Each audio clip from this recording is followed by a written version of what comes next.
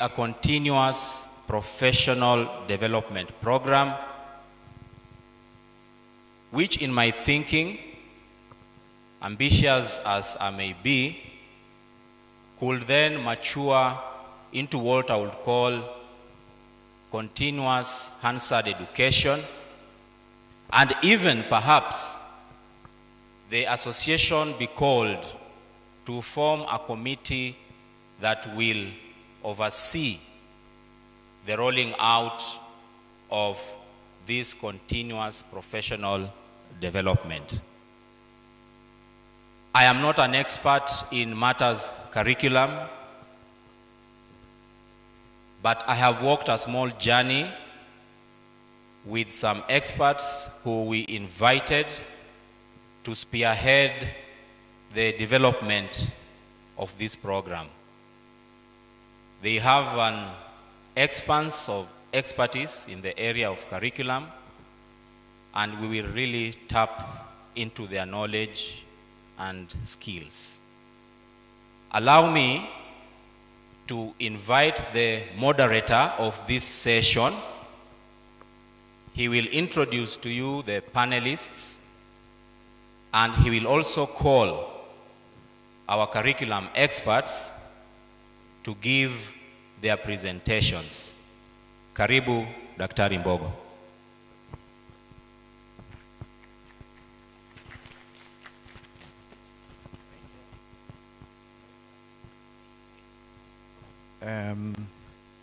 I think I will call the presenters onto the stage so that they can sit here and then we can go on.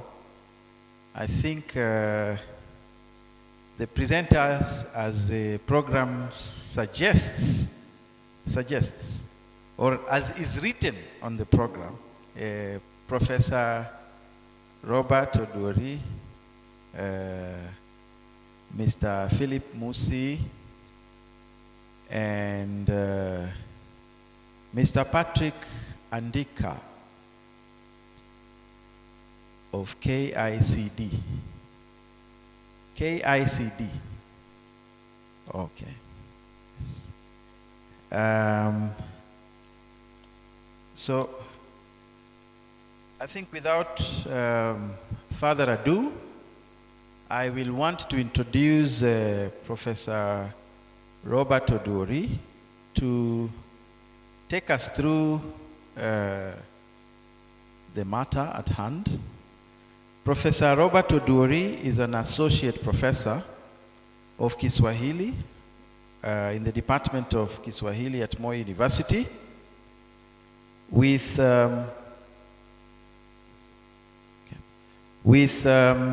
over 30 years teaching experience at various levels. He's also an author of creative works, short stories, and novels. He holds a Doctor of Philosophy of Kiswahili and Master of Philosophy from Moi University. He also has a Bachelor's of Education from University of Nairobi. It's written Nairobi University, but some people like to clarify that it's the university. Does it have the there? Ah, wacheni bwana. Okay, anyway, so it's the University of Nairobi.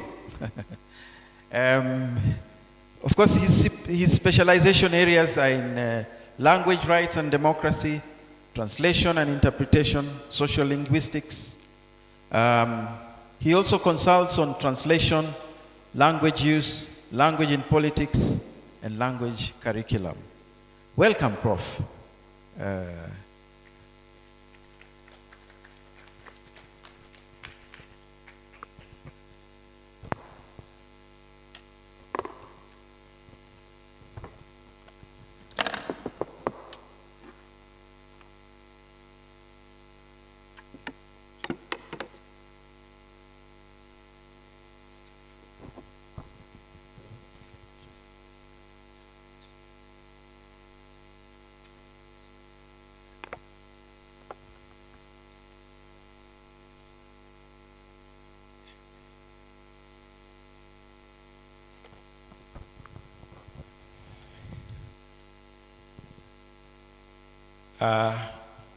Ndugu zangu, wageni wote ambao tumealikwa hapa, wageni kutoka nje, hamjambo. Good afternoon. As you've been told, my name is Robert Uduri. I'll talk a bit about just language and the curriculum. But before I get to that point, I know we have visitors from Nigeria, from Ghana, and the like. I would just request from where you are to find a friend, a Kenyan, because some of the things will be in Swahili, and it will be bad for you to go back without learning one Swahili word. So sit close to somebody who is Kenyan so that it can interpret to you, two areas. Then you learn some Swahili. When you get back, you will have improved your language a bit. You've learned a few things from Kenya.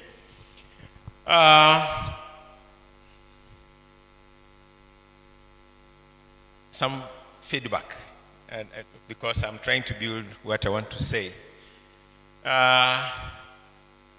Representatives from my county, Busia County. Tafadhali nione kama wapo Busia County. Mmoja tu. And our capital, Nairobi County. Nairobi County Assembly. Nairobi County Assembly. Hawapo. All right, this is feedback from the field.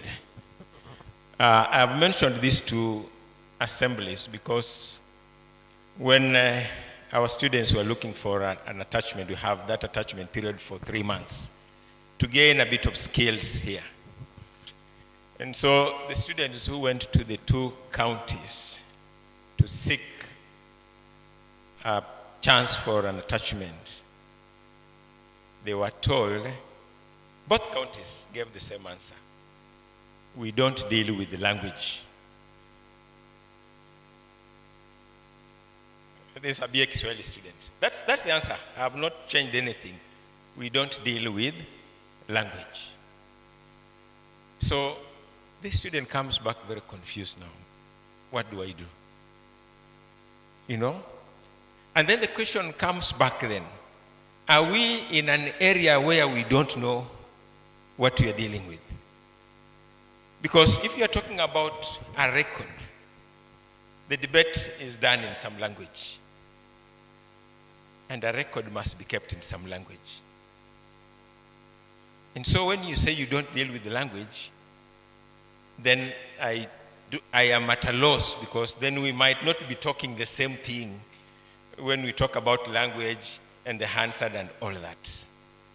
So then we say, then we need to understand the context in which we are working. You know, it might not be just about recording and all that, but you are using some language, and that language has some structure. That language is crafted in a certain way, and so you must understand it. Let me move forward a bit. I've called it nguvu ya neno, the power in a word. Angu, yangu, which translates as mine. It's a possessive.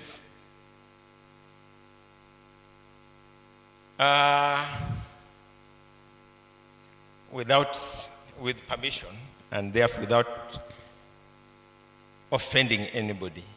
The clerk, Kisumu County. Clerk, Kisumu County. He has stepped out. Yeah, when he was here and he was introducing the speaker, he said, my speaker is here. I want to introduce my speaker. When do you own the speaker? And when do you leave the speaker to be the speaker? At what point do you own him? I don't know if you'll have broken any protocol if he had just said, the Speaker Kisumu County is here. I'm just trying to incite ourselves, and because, again, from where you sit, you exit, okay? So this office, is it you, or is it the seat, the space, okay? So that when you say, my speaker, or I say, my students, there is a point at which we are at a certain level where I want to just have that little ownership. But there are more university students. I don't own any student, really. There are more university students. I'm just teaching more university students. They are just in my class because that's the area I teach, and they have chosen to be there. At the end of it, there are more university students. So I don't own any student. So I'm just trying to look at this simple, simple words we're using. We are Kenyans here, and there is this common word, mzee, mama. Mzee is an old man, a respected person maybe in the society. Mama, of course, we know mother. But there are 2 or 3 different meanings in which you can contextualize mzee. Let me use Zadok. If you went home to the village, the young men or some villagers will call him mzee, not necessarily because he's mzee, but because that mzee is a very expensive reference. When you are mzee, it means you have to part with something. Okay? Yeah. So that you maintain that. So a politician, an MP, whatever, when he moves to a village or to his constituency, and the term mzee is used, of course, if you go without giving something, the mzee ceases to exist. There'll be absence. And mama will also be the same. They're very expensive in those particular contexts. So we are just trying to build this aspect because within the curriculum, we must have a context in which we are setting up this particular curriculum. On that slide, I have, I want to ask a representative from Ghana or Nigeria, anyone, Ghana, anybody from Ghana, please, yes, kindly, just do for me something. Can you just read that last? Is it a question or whatever? Yes, please. Can you just read it loud?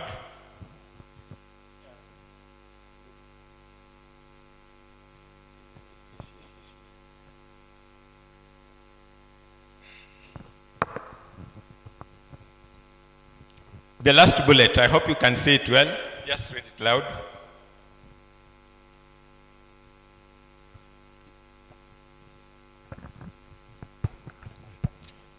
Can I ask a question? Give to the next person. Can I ask a question? And the next person. Can I ask a question? Can I? Can I ask a question? Okay, thank you. Have you heard the last person, the last representative? The spoken and the written. So he said, can I ask a question?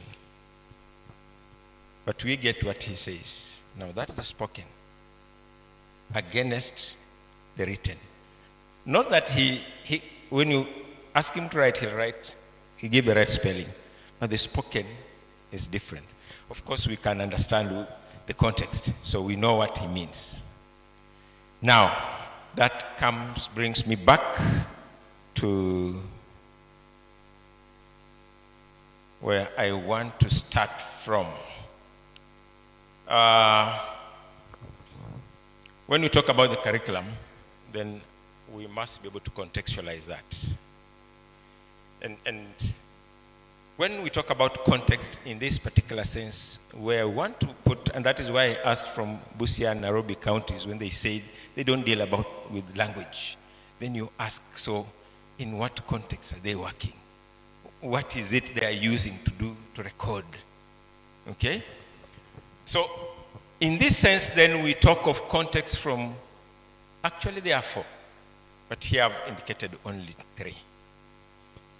That one, we must understand that we are dealing with the parliamentary context, which has its own rules. And these rules also govern the use of language. Then we have the smaller ethnic Jamindoga, we use that, the ethnic group or the constituency level as the background where this particular representative comes from. So that when he makes reference to certain objects, he wants to connect with his constituents. But whether he makes reference to those particular objects, he still has to communicate to a larger audience, Jamii Kubwa, which is now Kenya here. Okay? Because that record, as we've been told, can be used in court, can be used for reference anywhere else. A case here will be used somewhere in Marsabit and all that. So that we have to contextualize all this.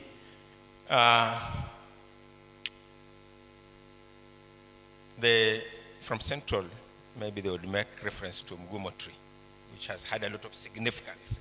It's a lot of cultural importance. Okay? And in many of our societies, they are all, you've heard, for example, Boni Halwale, always referring to bullfighting, bulls and all that. Okay? In the Luya community, a greeting is a very important thing. Okay? And the word itself, I don't know if in other languages means the same thing. Murembe means peace. Okay? And as it is all over, if I came to greet you and my hand, okay? So how do I extend my greeting? I mean, if we have disagreed, I have no business greeting you. I just walk away. Really, because why am I pretending that there's peace when there's no peace? You know? So when do we use this word? What do you want to build? Then the fourth context, which now touches on us, is the context of us as individuals who come with our own differences, linguistically and all that, based on your ethnic background, based on which school, who taught you this other language, the second language, and all that. All have a lot of influence. Now, of these two, we have you who is within the system. You have some, you know what to do, or you've learned on the job. Then there is this individual who wants to join, or wants to get some basic training which he can get from the Hansard group and join. He could go into legal transcription, it would get into journalistic reporting and all of that. So when we talk about language, then we must be able to collapse, to feed into all of these items. Okay? These aspects of context, that we must be able to look from the larger context down to the lower context, or the lower context to the larger context, which is Kenya, and by extension East Africa, and by extension within the Commonwealth countries who share this aspect. So that at the end of it, we are saying, how do we harmonize all of this to justify to have somebody, and what then are we going to train? What is going into that language aspect? And maybe at this point I pose a question, which I want us to get. Maybe the panelists will pick some views. From our practices, from our own county assemblies, what are the challenges, basically linguistically, that we encounter? What are the areas that we would focus on when we decide that this is what will form part of the base of the curriculum? What aspects and at what level? Because we have the basics, which we shall touch on maybe more extensively tomorrow in the next presentation. So, at what level do you want this proficiency to be? Okay? Because there are very many aspects of that language. But as we shall see much later, we shall address just a few of them in the next. So the first part, we've just been establishing the context. That this particular curriculum must operate within a certain context. But it must not be very restrictive. We are not only focusing, not only focus on that hand, that should be the point, the flag, what do we call it, the main area, but out of it we can still attract journalists to come. We can still attract legal, what do you call them, legal what? Practitioners to come. We can attract a wider audience to attend. You know, because we all have different aspects in terms of the professions. But nowadays we want to integrate. So this particular context must be bigger and broader. Within that context, then we have the content. Part of it which will be handled by Adika in details, just trying to break the ice in terms of the general picture of what this should look like. What is involved in this curriculum in terms of content and why? I want to take a small aspect of language. You know, we have that language. And by the way, that background is very deliberate because it is building a text. You know, there are two texts here. The lion has its own text, and the zebra has its own text. Okay? Yeah, the lion has its own text because, you know, the lion is seeing food. It is building its text at the background of hunger. And so it has seen food. The zebra's text, it must save life. It's about life. Not from the point of hunger, but the point of self, life. So all of them, the common text is that it's about life. Because if it's hungry, it must sustain itself. That's the bigger, that's the bigger text. Okay? But there are subtexts here. At the end of it, they must build something very cohesive. Either the lion wins, or it loses and the zebra wins. But at the end of it, that story will be complete somehow. The zebra can lose its life, the story is still complete. The zebra can save its life, that story is still complete. Okay? And it can be telling you how it managed to outmaneuver the lion. Are you seeing? Because when the lion is moving at that high speed, the zebra can turn and it just goes. Those are text. So that is where all language is focused on. Now, I have used that in language we have the structure and the form, muundo, and then you have maneno. What I meant there is actually the meaning. Okay? Now, in this structure, we have all those aspects of grammar, phonetics, and all that, which we are not going into, but which we shall refer to, so that we see at what point do we come in?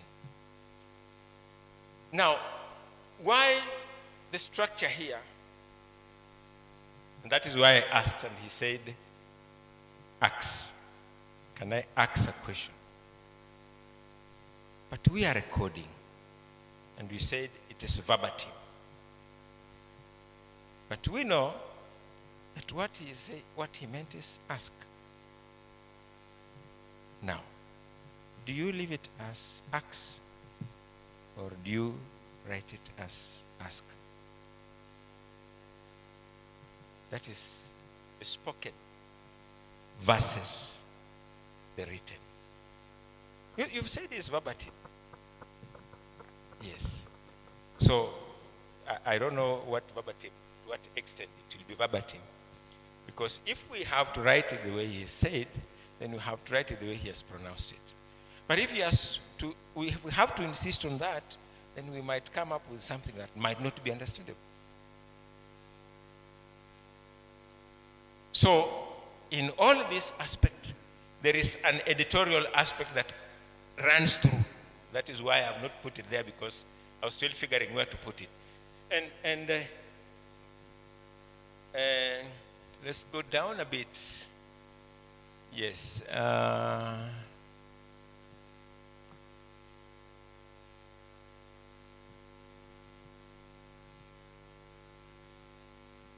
missed that, eh?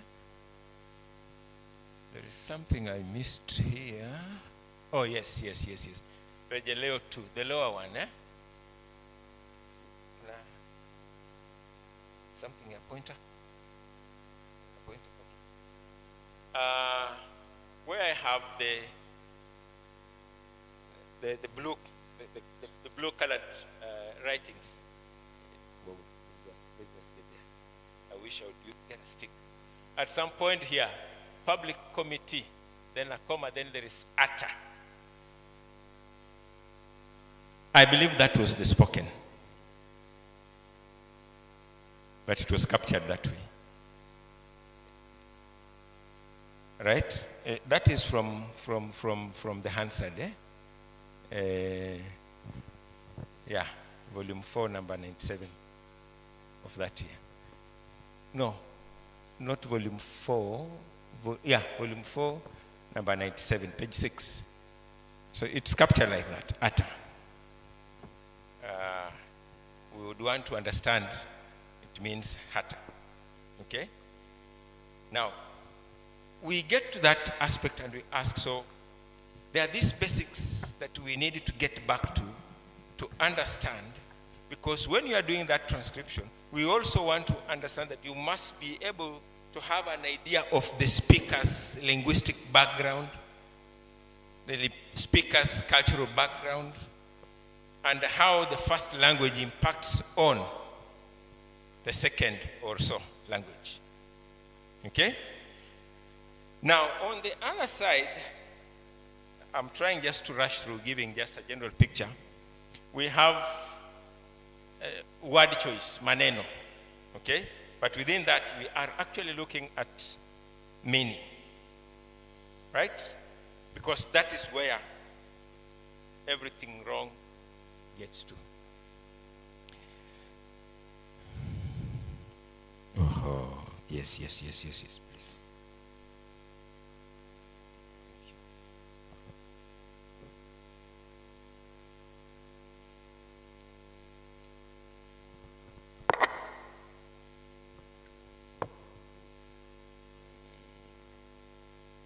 Yeah.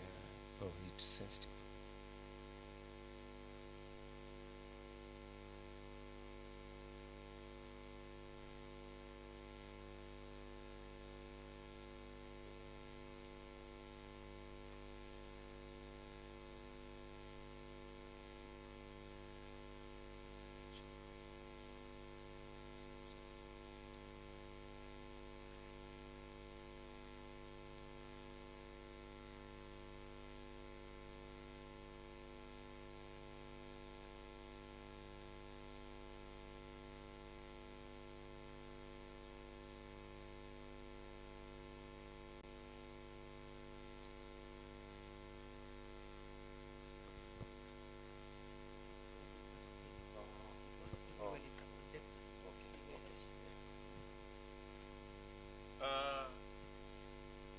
word level, and then we get down to meaning. Okay? Now, let us go to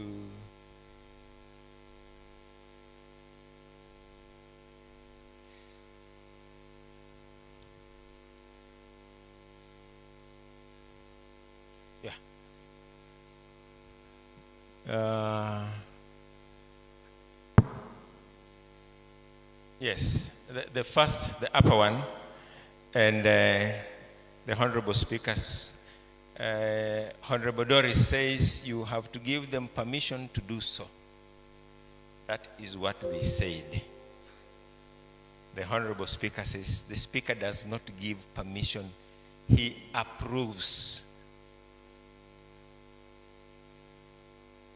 Now, all this is about consent. So, when is permission lower than approval? Because that is what he's saying,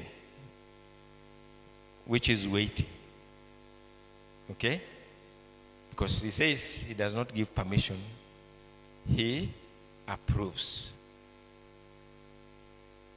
What would call us near synonyms, we would say so. But so, he's correcting. These are all about you are asking for consent to do ABC. Now, we want to look at that and say, so, which terms form up what we would call as parliamentary? Okay? Then that can be standardized. Maybe a speaker in another county would have simply waved off and said, it's okay. I'll give you permission. But at the National Assembly, he says he doesn't give permission, he approves. Is it the same at the county level? So that we can be able to harmonize this and say, at this level, this is what we are agreeing on. So that it is not just about what we transcribe, but also what we interpret it to mean. What can be understood from the county level to the national level.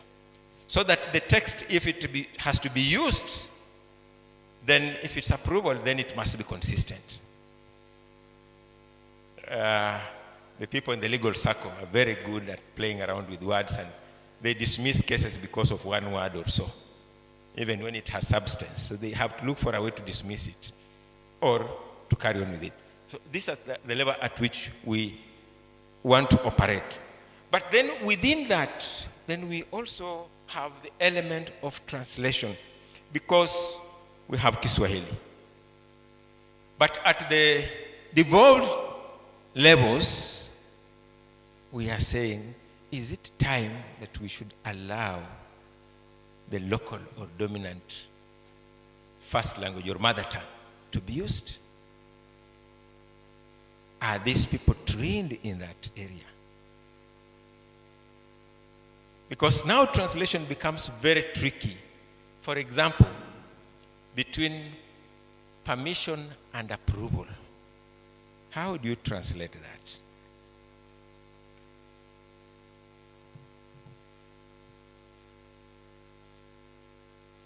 Okay? We have ruhusa and we have idhini. But at the background, the original text talks about permission. Then the speaker corrects and says he approves. Now, if this particular person dealing with the translation doesn't have that bigger area, the field to choose from, might go for the simpler one. I would not be surprised if the text read, speaker hatoi ruhusa. Okay? Na hupeana ruhusa. Lakini hupeana ruhusa. So, the speaker does not give permission. At the same time, he says, but he gives permission. How you see? So how do we separate this? So we are talking in terms of the content here, at what level then should we actualize this within the curriculum? So that we are saying that we are not just talking about language, but we must understand that the language has structure and the languages are different, and that words have meaning, and those meanings will be different even if the words, as they say, are synonyms, because they carry different weighting. And therefore we must standardize these so that we are able to move together. So if we extract this and we call for public participation, then the public participants must be able to actualize themselves with the terms as used within that jargon. And as Fink says here, he says misuse of language can lead to miscommunication. And miscommunication leads to everything that has ever happened in the whole world. And it's true, we have had accidents, we have had so many bad things happening simply because of miscommunication. The person at the control tower in an airport said this: the pilot and his group had something different. Okay? They said, don't land. He didn't pick it well. He went on and landed. And there's a crash. You know? So, such happen because of simple misunderstanding.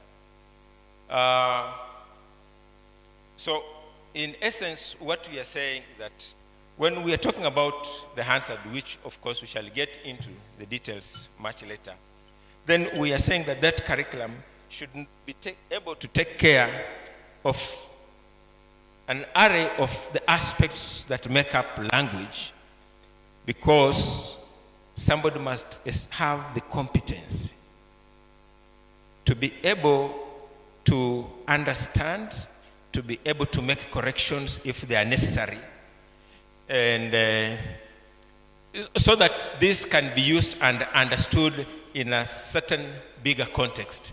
For example, down here nasema, kwa hivyo naona hapa kuna unyanyasaji ambao unaendelea. Full stop. Kwamba wanapeana kwa mkono huu. Now, that is incomplete. Do we think that we should enter the mind of the speaker to complete that sentence? Do we leave it hanging? And if we leave it hanging now, are we communicating? Okay? That is the Hansard. That you check. That is the online version, which I picked. That is how it is written. It is incomplete. So the person has not communicated. But you want him to communicate. Now the question is, do we feel that, or we leave it? And by the way, it is just like that with the dots. Whether those dots mean he did not pick what was said is not clear, because there are no notes at that point, either to say it was incomplete or whatever. So if I picked that, then I only want to use my linguistic background and say maybe this is what he meant to say in Kiswahili. This is how it ends. But maybe he ran short of words. But that is how it is captured. So do we think we need to improve that or not? But if we have to improve that, then the person doing that must have the context in which this is being said. Must have the knowledge of language and must know that this particular expression ends like this, so that he can be able to complete. I want to cut that presentation because I was just to give the highlight in terms of the language aspect, and that is why I sent the question, what is it in language that we need to input into this particular curriculum? My friends will move on from there. Thank you very much. Makofi zaidi. Asante sana. I should say thank you to my professor. I want to own him. Or should I say thank you to their professor? He's just here. I now want to invite Philip Musi. Now, you see, I was allowing the professor to go on and on because he has the title professor. There's nothing else he should do in life. He should not sell eggs or anything else. He's the professor. But now, these other gentlemen, of course, they profess in universities as well. But because this is a professor. Anyway, I'm going to say, let's do, can I ask through democracy, should I allow them to do 20 minutes or 15 minutes? Wacheni bwana. Let's look like we are serious, okay. So 15 or 20, this is democracy, it's me. So if you like 15, raise your hand. If you like 20, raise your hand. If you like, no, I can't say 10, come on. These people have traveled. He has traveled from Nairobi. He came by air and then took a boat. So we can't do those things, you know. So I'm going to introduce Philip Musi. He is going to talk to us about philosophia. He's a lecturer of philosophy at the Open University of Kenya, School of Education. He's a PhD philosophy student with an MPhil in philosophy and an MSc in international health research ethics. Musi has a strong background in and teaches critical thinking, philosophy of language, and applied ethics, with emphasis on the African contexts. His PhD research focuses on the Ubuntu philosophy contribution to culturally sensitive, informed consent models. With research on ethics in journalism, democracy, and dependency syndrome, and gender conflict, Musi has qualitative research experience in this field. He too has conducted research on ethics, governance in 3 African countries and has virtual learning environment experience. Thank you very much. Thank you, my friend Bogo, fellow panelists, ladies and gentlemen, hamjambo. Good afternoon. So as you've been told, I'm Musi. I'll be very brief. One of the principles of philosophy by William of Ockham is to be very precise, because the more words you use, the greater the confusion that you cause in the minds of people. And the work of philosophy is to clarify thought and language. So I'll be very brief in this, because while we were in Samburu, we talked a bit about this. And we said the thing that always precedes human action is thought. So we are trying to think about the curriculum. The action that you are going to execute is the curriculum for Hansard. So what precedes this is the thought that goes into the development and execution of that curriculum. And that thought is what we call the philosophy of curriculum. Now, I went to a school where, and maybe some of you went to that school, where at the front, on the top of the blackboard, those days there used to be blackboards. So at the top, we used to have 5 questions, the 5 W's. We'll call them the who, what, when, where, why. So that anything that you are going to do, any decision that you are going to make in that school, you always ask yourself those questions. What are you going to do? Whom are you going to do with? How are you going to do it? Where are you going to do it? Why are you going to do it? So in the curriculum also, the most important thing to do at the beginning is to ask yourself these fundamental questions. What do you want to do? How do you want to do it? Who do you want to be involved? Where do you want to do it? When do you want to do it? And lastly, why do you want to do it? So that's the curriculum. Because if you don't ask yourself those questions and answer them adequately, you'll not be able to successfully execute the curriculum. Now, I want us to maybe jog our minds a bit. Maybe Mbogo, give the microphone. Somebody who can be able, maybe one or two people. What comes to your mind when you see that image? Maybe I'll start, speaker.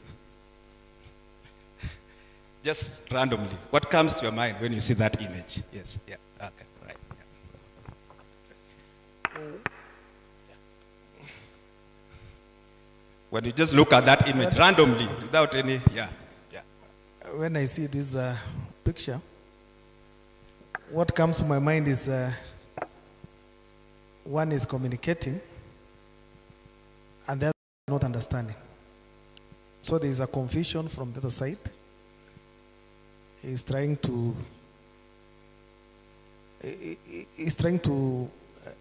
understand, but it is a bit confusing. So it means that the message that is coming from the right is not clear. That is why the left one is confused. Good. So we go to what Prof was saying, miscommunication. So it represents maybe two more. Yeah. Just randomly, yes. Thank you, Speaker. Yeah. Yes, the most obvious one and the easy one is that this one is a male, this one is female.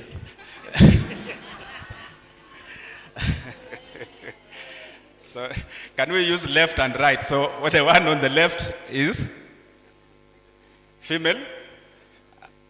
Which one? I didn't get that. Sorry. On your left and right. On your left and right. Yeah. Yeah. Maina Gashomo from Nyandarua County Assembly. So right, male, left, female. Okay. Maybe the last one. Yeah.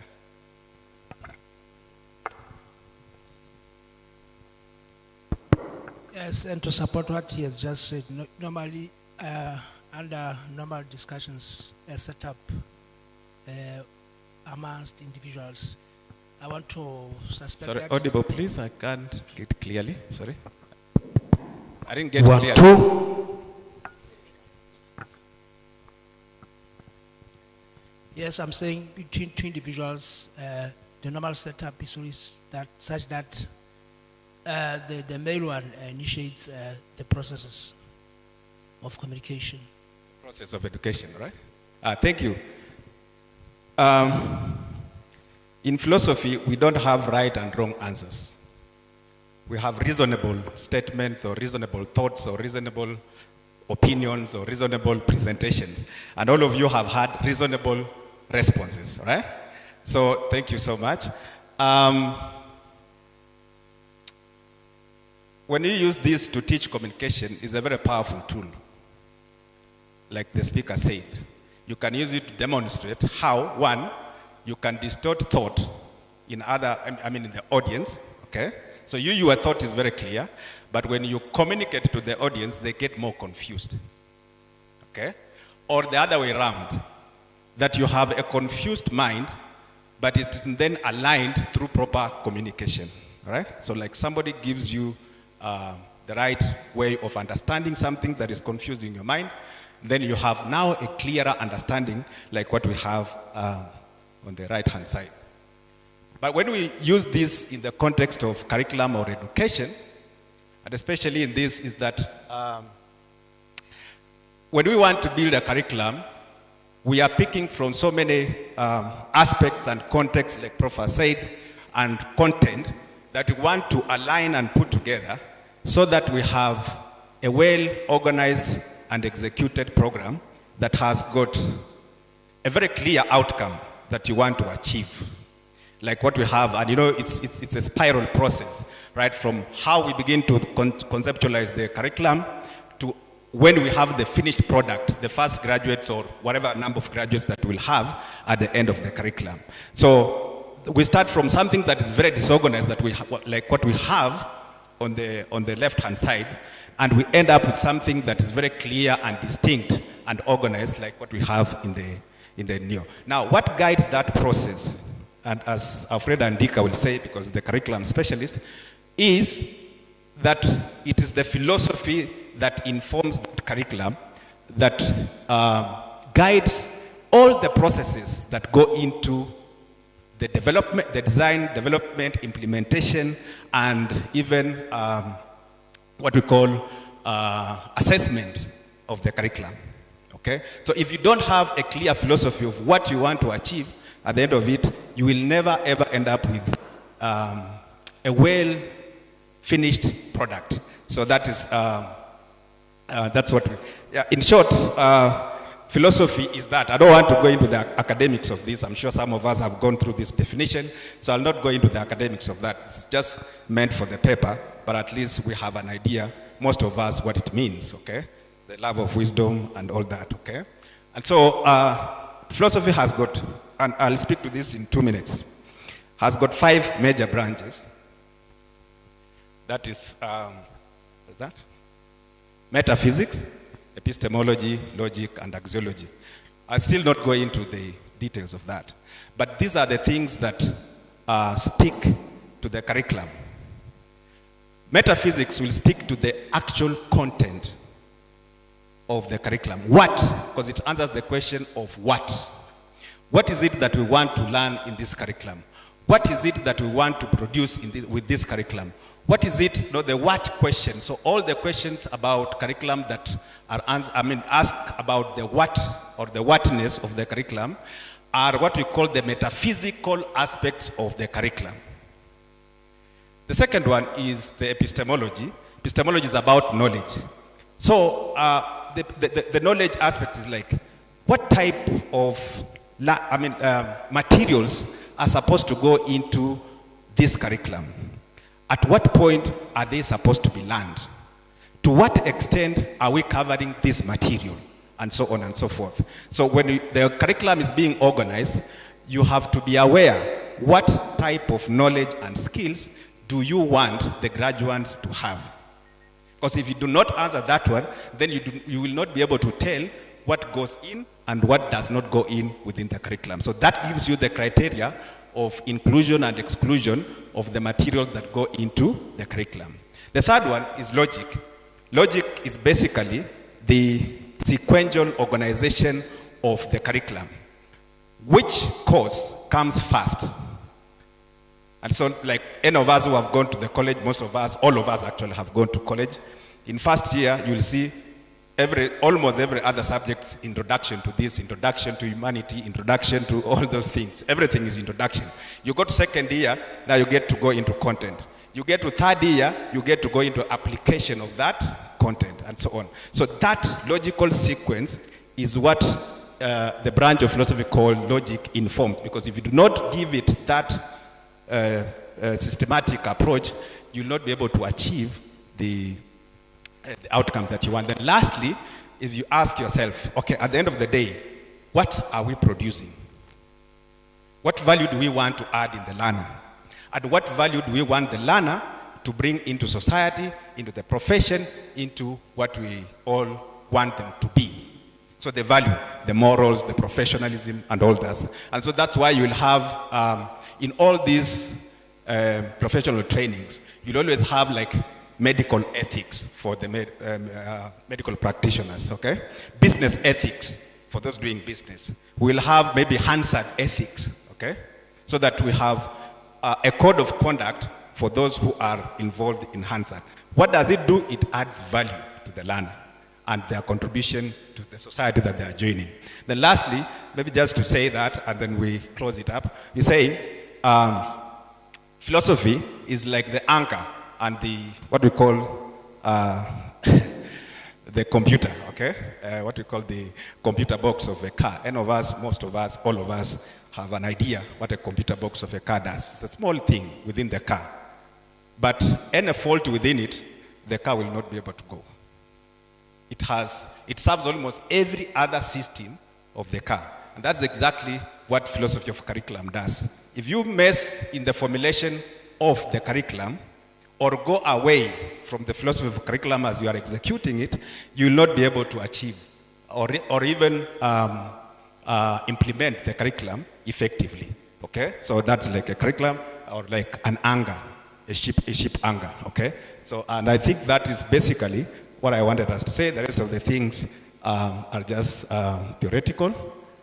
So maybe the last thing, I just wanted us to have an idea, an example of a philosophy of curriculum, like the last one for Kenya School of Law. Okay? Somebody can read for us? Nichague, Maria. KSL, the philosophy of curriculum. The purpose of the Advocates Training Program, ATP, is to provide clinical, experiential, and comprehensive training in law based on prescribed subject units in order to enhance knowledge and practical skills of learners. Thank you, Maria, Mother of Jesus. So, this is a very small sentence within the curriculum, or rather paragraph within the whole curriculum. It will be like maybe, depending, it can be even 1,000 pages. But this single paragraph will be the one that will inform everything else that goes into that curriculum. So the formulation of it is very crucial and vital in the stages of curriculum development, because it is the first in thought, but the last in execution. But at the end of the day, we will ask, did the curriculum achieve the philosophy that it set out to? Thank you. Yeah. So thank you very much. We've listened to Philip. He's from philosophy. Please clap harder. Thank you. I think we're going to have an question and answer situation after a short one. Right now, I want to invite Patrick Chiriswa Andika. He's from KICD. I really want to make it clear. Kenya Institute of some enemies of development use the word character for curriculum. So be careful. So he's from the Kenya, he's a deputy director at the Kenya Institute of Curriculum Development, in charge of consultancy, resource mobilization, and partnerships. He is a PhD finalist, leadership and management at the Philippines Christian University, and holds a master's degree in educational administration and certifications in arbitration, mediation, and negotiations. His research focuses on school effectiveness and financing of education. He has authored several peer-reviewed articles on curriculum, education, leadership, and management. He serves as a consultant for EAC, East African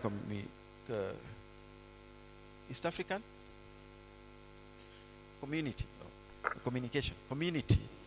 on review of statistics curriculum for primary school project in EAC partner states. Andika is committed to curriculum reforms for quality education. He has 32 years experience in teaching, school leadership, and curriculum development.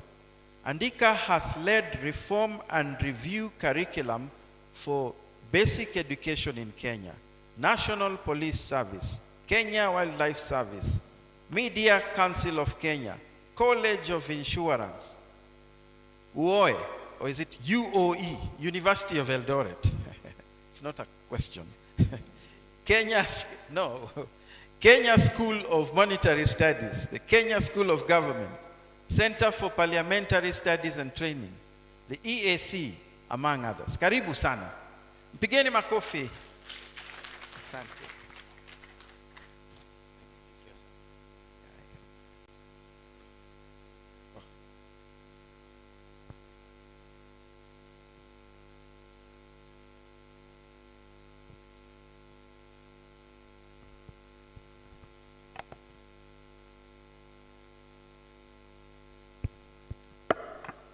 So thank you, ladies and gentlemen. Good afternoon. I want to now, moving away from the context and philosophy, I want to move into the area of how to develop the curriculum and implement. And we are beginning from the fact that the illiterates of the 21st century will not be those who cannot be able to read and write, but those who cannot be able to learn, to unlearn, and to relearn. So why are we developing curriculum? That among the Hansard stuff that we are talking about, there are those who need to learn, depending on their entry behavior. There will be those who need to unlearn because what they learned in college is not serving them right now. There are those who will need to relearn because they need to add more to what they learned in college to be able to be effective in the delivery of their work. And we are also appreciating that the parliament will speak, history will listen, but between them stands the Hansard officer, the unseen, the unthanked, but absolutely the indispensable person who must be able to relay the message. And we are appreciating the fact that you cannot be able to train a guardian of history with yesterday's methods. So the methods of yesteryears that they were used to train these officers may have been relevant and may have been adequate that time, but today we need to move towards ensuring that we equip them with the competencies that will enable them to be able to deliver their work.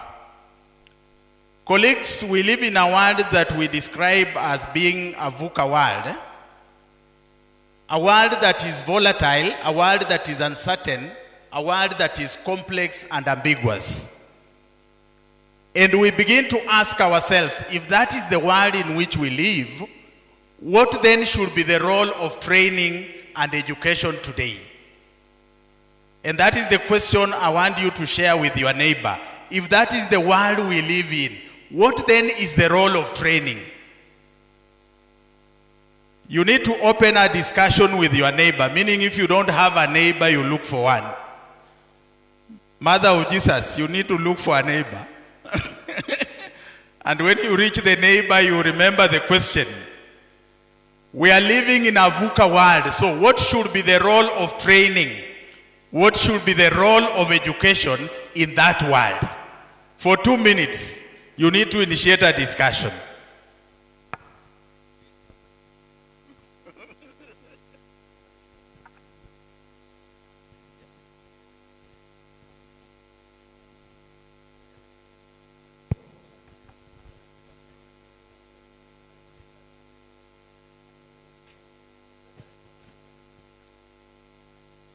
Zadok.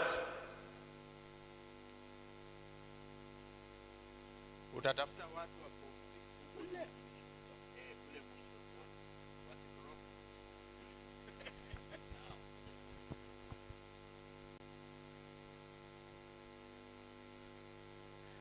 The question was, if that is the world we are living in, what should be the role of education and training today? Maybe we get someone from the back to give us a response. Zadok, enda huko form 6 huko nyuma.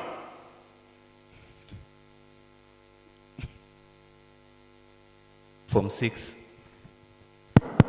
Yes, what should be the role of training, the role of education today? Ken, waambie.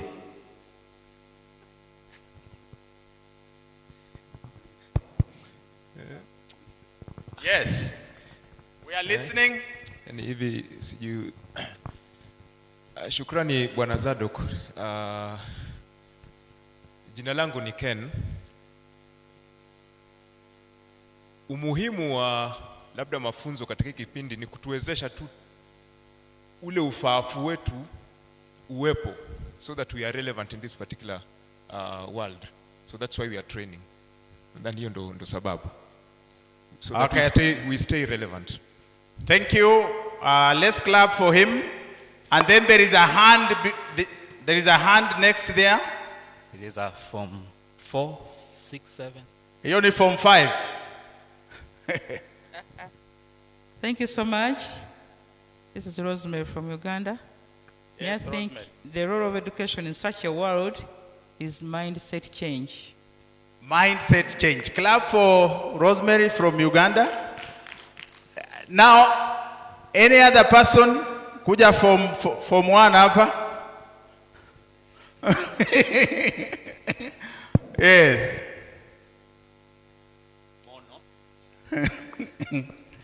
I think in such a world, it's about adaptability. So it is about adaptability. Yes. Very good. Can we clap for him? Now, the role of education in such a world is to equip the trainee with the competencies that they will require to survive in that world. And what are the competencies we are looking for? Adaptability that he has talked about, resilience, critical thinking and problem solving, creativity and imagination, emotional intelligence. So we are moving away from knowledge to competencies because we have never lived in the world. If you are asked today, what is going to be the Hansard world in the next 10 years? You have never lived there and you probably will not be there. But you must prepare this person in a way that in the next 10 years, the knowledge, the skills, the attitudes and values you have given them can be able to serve them in that world. That is why the focus away from knowledge to competencies, so that they can be able to cope with their world. Imagine when our education system never equipped us with competencies.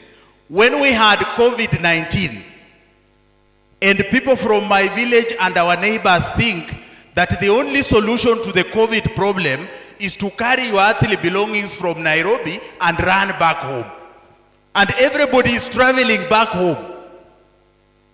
If I'm running back to Bungoma, who has told me COVID will not reach Bungoma?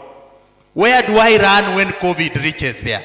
So if education had equipped us with critical thinking and problem solving, it would have prepared us adequately to face that uncertainty. So colleagues, education is about transformation. And that's why even as we begin to discuss around how our curriculum should look like, we must begin to think about this person that we want to prepare. What type of transformation do we want in the person? Because you will be given a Hansard staff coming to your... And when you ask them after induction is over, so which course did you do at college? I did animal husbandry. I did forestry.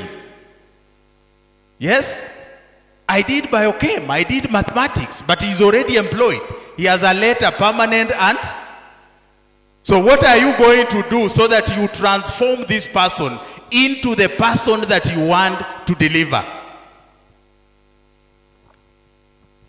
In Maralal, one was discussing and saying, me, I even prefer to use the contractual staff than the people who are employed because they can't serve me. But you see, if they already have the letter and you allow them to be walking around and telling stories, but they are not serving you. So that is where training comes in, so that we begin to mold them into the type of persons that we want. Because at the end of it, whether you are thinking about the National Assembly, you are thinking about the Senate, the county assemblies, you want to be able to get the persons who can be able to serve you.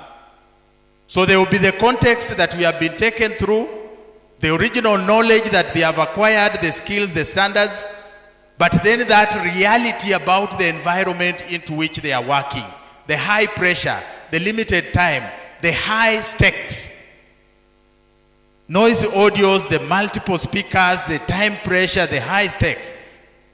And you begin to say this training then must be able to equip them with the knowledge, the skills, the attitudes and values so that we get competent Hansard officers who can be able to serve those high stakes.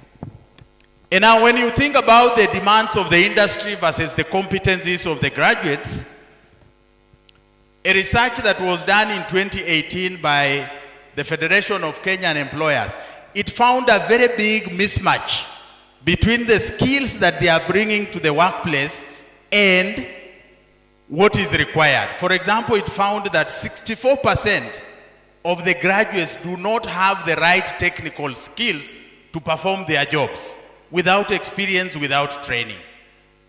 46% of the graduates do not have the soft skills to perform their jobs. 44% of those graduates do not have the right life skills. And most of them do not, 41% do not have those interpersonal skills. So if you find that you have staff around you whom you are really wondering, are they the right people? It is because of the way they were trained. And that's why the need for the curriculum that we are talking about.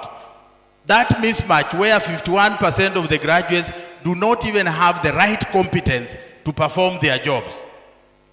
And 68% of them will take up to 3 months to settle and to perform the jobs that they are supposed to be performing. This is how costly it is, and this is what gives you the need for a curriculum, so that then we begin to shape them into the persons that we want to have. So that's why, colleagues, we must think about the technical skills that the staff will have. We must think about the soft skills, and we must think about the attitudes. Can they work under high pressure? How innovative are they? What about their level of courtesy? What about teamwork? What about responsibility, problem solving, and even productivity? So the questions, if we had all the time, or when we shall come to now start the process of developing the curriculum, the number one question we shall ask ourselves is, what type of person do we want to produce from our Hansard curriculum? If we can describe that person, the ideal person that we want to see, and then we begin to ask ourselves, so what type of knowledge, what type of skills, attitudes, and values should we equip that trainee with? How should we be able to develop the competencies among the trainees? How should we know that the competencies have developed? And then how do we package our curriculum? These are very deep questions from the curriculum perspective. And that's why we did not start with a disclaimer to tell you we are not starting the process of developing the curriculum, because Dr. Mbewa will tell you it requires a small team with certain characteristics. Then they begin to respond to those questions. Once you have clear answers to those questions, and already Musi has talked about a philosophy, then you begin to package into what we are calling a curriculum. So the formula that we are going to think about is, how do we come up with what we call a competency-based curriculum? Because we want competent persons. So what type of knowledge in terms of understanding of the laws, the procedures, the language do we want to equip this person with? What type of skills do we want to equip this person with? Can they be able to apply the knowledge accurately and efficiently? What type of attitudes, like commitment, like integrity, like the mindsets? What type of standards should they be able to adhere to, so that at the end of it all, we are looking for a competent officer who is reliable, who is credible, and can be trusted by other Hansard professionals. That is what we shall be looking for when we develop the curriculum, because we want to build capacity, strengthen democracy, and serve the people. So competence today is what will give us credibility tomorrow, and that's what we are looking for. So 3 main pillars of our Hansard curriculum would be the idea that, number one, that the trainee can be able to demonstrate the outcomes. So it is not about the knowledge, but how you put the knowledge into use. Because we went to school at a time, teachers cheated us that knowledge was power. But we now know it is the use of knowledge that is powerful. So we want that trainee to be able to put the knowledge into use, demonstrate the use of the knowledge. And then we must have those performance standards. What is good enough? So we define it. Is it about verbatim accuracy? Is it about speaker attribution? Is it about how they are handling those inaudibles? And then we go in for what we call authentic assessment. So assessment will not be about theory, writing on paper, but they must be able to demonstrate what they are capable of doing. So this is not theory, it is how we build that confidence of the trainees through what they can be able to do. So what will be the process that we shall follow? Because this is all we'll need to make decisions about. The number one thing is where we are able to come up with a working committee. And the working committee will do the groundwork, including the philosophy that Musi has talked about. And then it will come up with a plan of how, number one, it wants to carry out a training needs assessment. Because curriculum is meant to serve the gaps in society. So we must be able to carry out a thorough training needs assessment whose findings will inform what we include in the curriculum. And then we begin to agree on the course purpose or goal. So that is at policy level where we are even agreeing who will be the carrier of this curriculum, who will offer the curriculum, who will assess what type of certification will be offered after the training.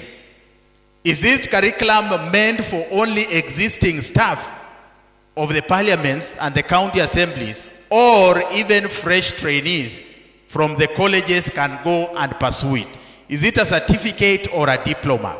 Are we going to offer modules, and every module is going to take how long? Then we begin in step 3 to analyze the occupational standards and the professional standards. This is where we begin to benchmark even with other countries and find out what are the standards that are expected. Then we map those desired competencies, identify the competencies we want to develop in the trainees. Then we begin to develop the course learning outcomes based on the identified competencies. Then we select the content and align it to the competencies. Then we select the methods that are going to be used in training. Then we also think about assessment. When we are able to do all this and we package it into one document, it becomes a document that we shall be calling a Hansard curriculum.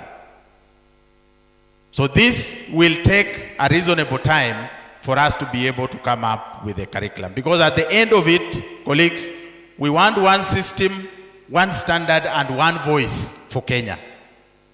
So that the Hansard staff in Maralal can be able to be compared with what another Hansard staff is doing in Vihiga, in Busia, in Kakamega. Standardization can only be achieved through the curriculum that we shall have developed. So if this is an example of a module, because we shall have to package it into small chunks of knowledge. So for example, if a module 2 is about managing those noisy or remote committee hearings, the learning outcome is that given a 15 minutes audio recording of a county committee meeting with background noise and overlapping speakers, the trainee will produce a 95% accurate draft transcript within 45 minutes.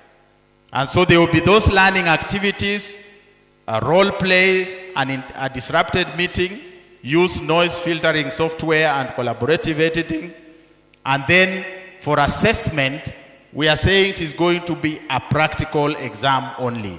No handwritten tests for the module. So no certificate unless they are able to demonstrate that they can perform the task that they were expected to perform. So this is how we can guarantee quality and ensure that we have the right personnel that we want to look for. So when we would have developed all the curriculums and we have packaged them, then we shall enter into the final phase when we are asking ourselves, how do we go about implementation? One way is to pilot the curriculum in a few counties, can choose on 3 or 4 counties where to pilot it, and then you scale it up to like 15 counties, and then you go into a national full-scale rollout where all the counties can now be able to partake of the curriculum. So then what we need for, as I end, is just to begin to agree, colleagues, that we need to build on the knowledge of the staff. We need to improve on their skills. We need that they be able to demonstrate the right attitudes and uphold the standards, embrace technology, ensure security and reliability, ensure they have attributes that they can be able to work together and they can be able to deliver impact. So as I end, what is going to happen, ladies and gentlemen, is that probably in 20 years' time, a researcher will open the Hansard just to understand Kenya's journey under devolution.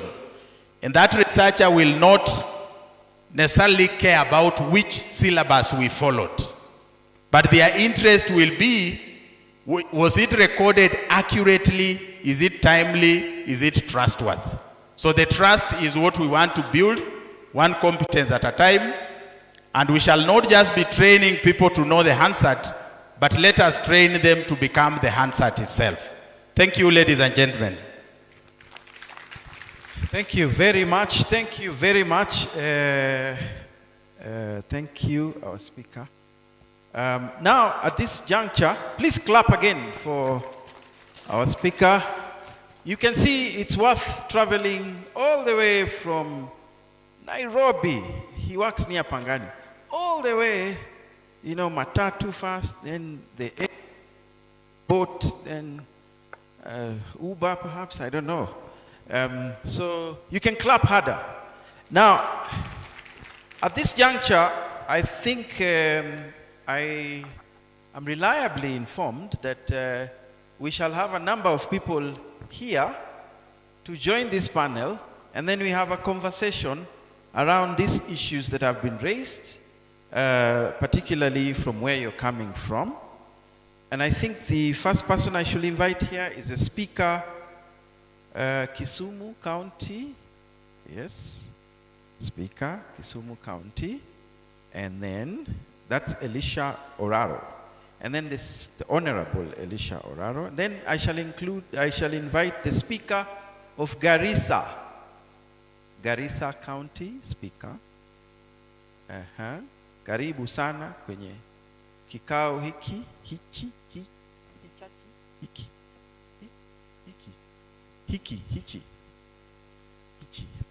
And then we have the clerk of Kirinyaga, who is also Sokat. Kamau Aidi, Ayupo kwenye kikao hichi. Then we have someone from Mpumalanga. There's someone from Mpumalanga. No? Okay. Then we have Chair Africa. CHEA Africa. Okay. Then we have Stephen Mutungi. We have Stephen Mutungi. No? Then Charles Ondigi. Karibu sana. Then we have someone from Eala.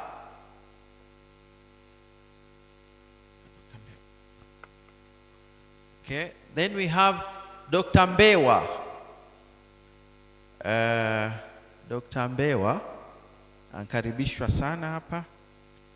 Then someone from Eala ashasema. Kuna mtu anatoka Eala?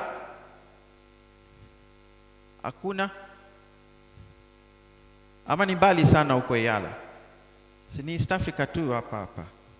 Then someone from Uganda. Uganda. This is my favorite country. Are you poor? Is someone from Uganda? Aha. And then someone from, this is not a country, this is a person. Ndilai Resian. Someone from Resian? No.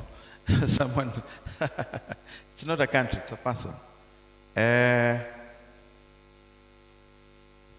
So I think we will have a moment for the plenary. Perhaps the way to go around it is that I'll pass this microphone to yourself. Just give us a brief idea of who you are. A brief means one sentence. Of course, you can be many things. But also, possibly answer the question, what do you think is the importance of curriculum for the purposes of why we're here? I don't know if to start from here or to start. Okay, we can go. Thank you. Thank you, moderator. My name is Martin Mbewa. I currently backstop curriculum issues at the Center for Parliamentary Studies and Training. And Now, our philosophy, let me borrow that, why we believe at the CPST that curriculum is important, is the order and similarity it brings to the final outcome of the process. So that in a training with the curriculum, whether someone is training from the Lake City of Kisumu on the same curriculum and another one in Entebbe, the outcome should be the same. So standardization, similarity, not necessarily sameness, because we have different capabilities, even in terms of delivery, in terms of receiving whatever is contained in the curriculum. But similarity, we think, is broad enough, is good enough when there's similarity in the final outcome of the training process. Thank you. Thank you so much. I'm Elisha Jack Uraro, Speaker, County Assembly of Kisumu.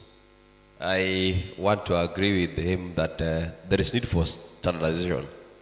And what I noticed that the presentation that we just got, I could maybe put them into 4 headings. I've seen something on the context. I think that was the first thing. And in the context, we all agree that there is need for digitization of our parliamentary proceedings amidst the need for real-time presentation. And if you look at what we had in the morning, the history, especially from the chief guest that we had here, is that people used to record by just writing on papers, and it has changed. So even as we are speaking, there could be confusion. Let me use the example of assembly or parliament. And you need to refer to what just happened. So there is need for real-time production of the discussions of the verbatim reports of the assembly. Now the second thing that I realized, we talked about philosophy. And to me, I would say that philosophy is about, let me talk of integrity. It's like you are referring to chapter 6, professionalism, the tenets of good governance. I think that's what was coming in the next presentation on philosophy. And then the content, and I think our colleague from CID KCID really gave the content of what we need to give out. And then lastly is how to implement it. But I want to say that there's a shift. There's a shift from just being record keeping to something that can be used for learning. The biggest challenge that we have across the county assemblies, like the first question that was there, is language. Language and pronunciation, how people pronounce different words differently.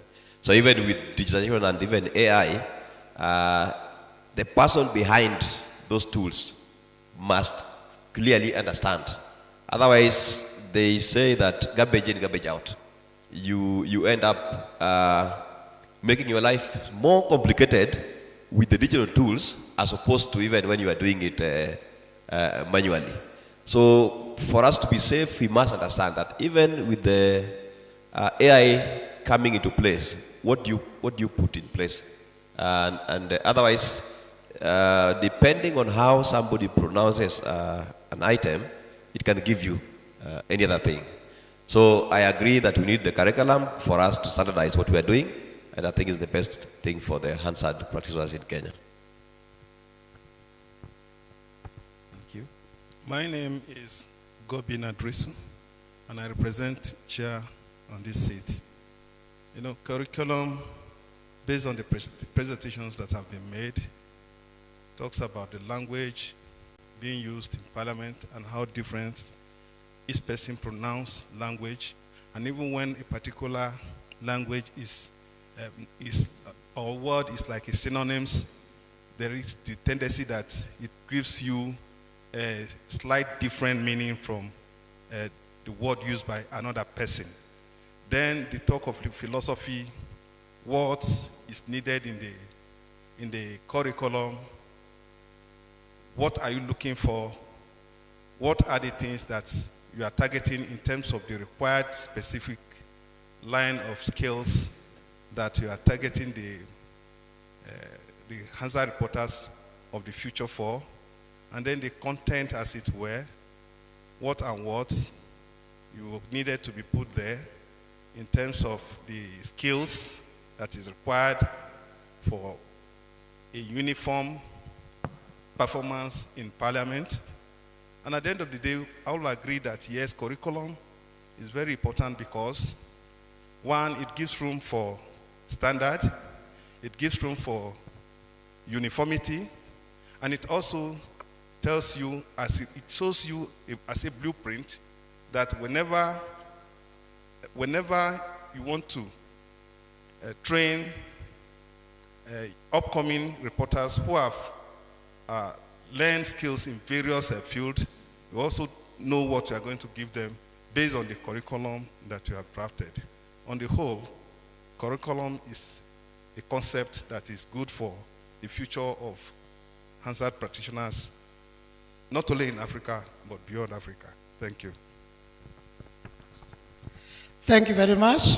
My name is Charles Ondigi, Acting Director, Hansard and Audio Services, Senate Service. I want to respond to 2 or 3 issues regarding development of curriculum and maybe touch on one important issue that none of you has touched, and I will have the opportunity to talk to the County Assembly Service Board, Parliamentary Service Commission, among others, to make this curriculum important. We want to first start with a matter of procedure. That in Kenya, we have 49 Hansard style guides. The style guide, despite the fact that they benchmarked from the National Parliament, each assembly decided to come out with their own Hansard style guide. The more need that we need to have a harmonized style guide, therefore the same applies to curriculum. Matters in terms with presentation made by Professor Duol. In the Kenyan Constitution 2010, Article 7 talks of the national, official, and other languages, read together with the Senate Standing Order number 92, will be talking of the same, the languages that we use in the Assembly. Indeed, for a long time, all my presentations, I end by requesting the audience to look at the possibility of allowing our members to speak using their mother tongue. Therefore, it means we have to come up with interpretation and translation services. Indeed, this is happening at the Pan-African Parliament, where there are about 12 languages.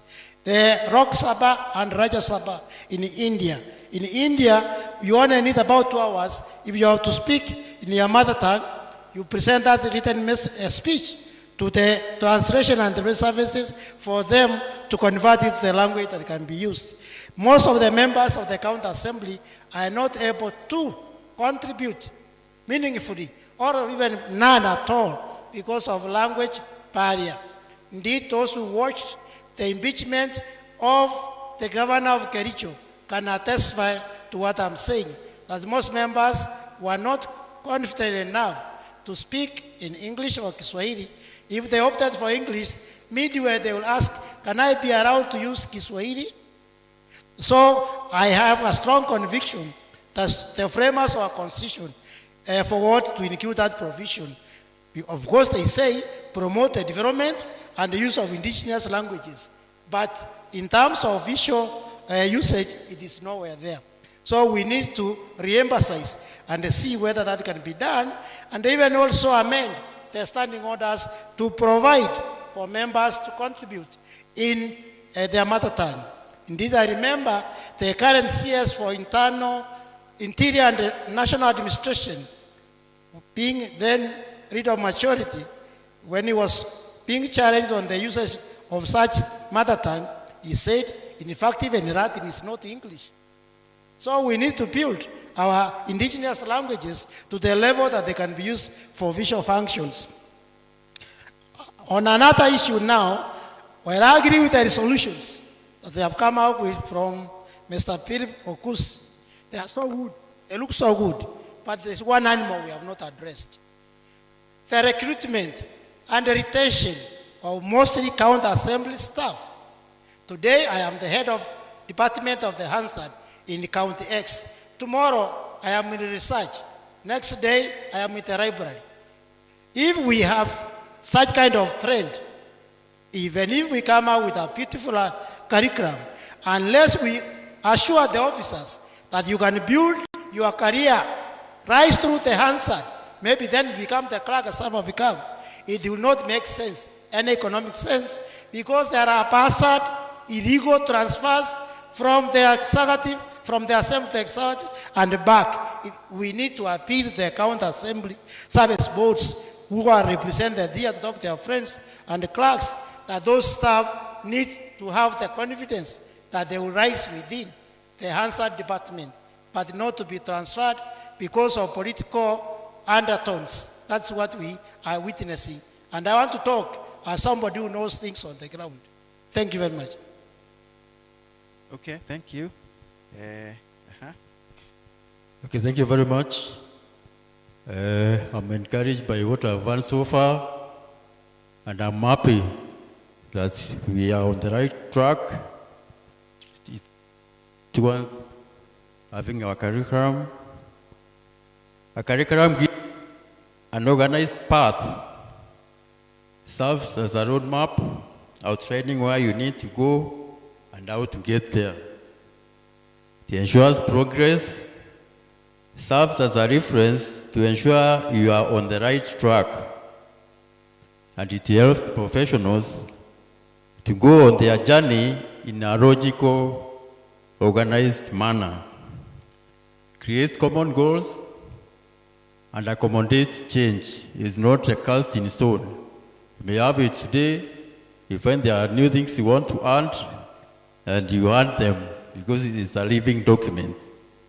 And then finally, it makes up as global citizens, so that what you are doing in the County Assembly of Mombasa is what the County Assembly of Mandela is doing, is what the National Assembly is doing, is what the Senate is doing. So we are all on the same page. Then,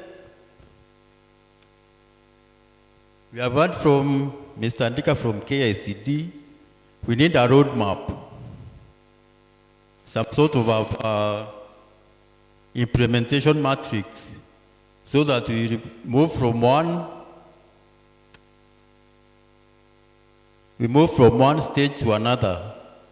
You are saying that we need to form a committee or a panel, do a training needs assessment, and then we have some kind of benchmarking, come up with professional standards, we map desired competencies and course learning, and finally we pilot it.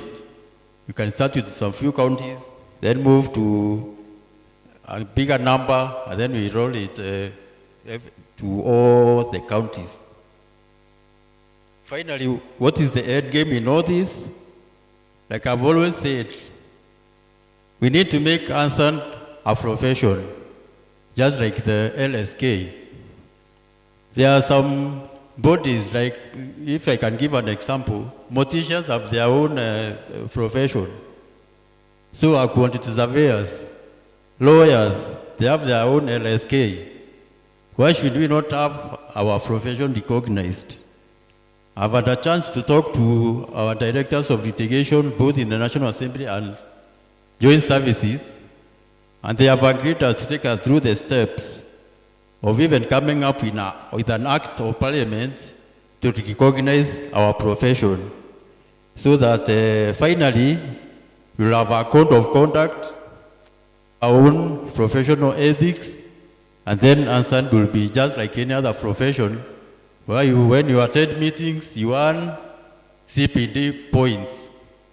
I think if that is the end game, then we are on the right track. I would like to see that we have a lot of support from the management, and the sooner we do this, the better. Thank you very much. Thank you, thank you. Thank you. Now this is for Uganda. I can give you any minutes I want, but yeah. So I can take the hood. No, well. Thank you so much. My name is Rosemary Namkasa Mrs. Sembajwe. I would like to thank the presenters. Hansard, let me begin from where the last presenter concluded, that don't train people to know the Hansard, but to become the Hansard. I think I've become the Hansard. I've worked in that department for more than 20 years. So now I've become the Hansard. I like the department. I was editor at different levels for 20 years, but now I was promoted to head the printing and publishing division, which also handles the Hansard. I would like to comment on a few highlights of the presentations here. One of the presenters, I'm sorry I didn't get the names, talked about the verbatim report. You all know the Hansard is the official report of Parliament. It's the only accountability document of Parliament.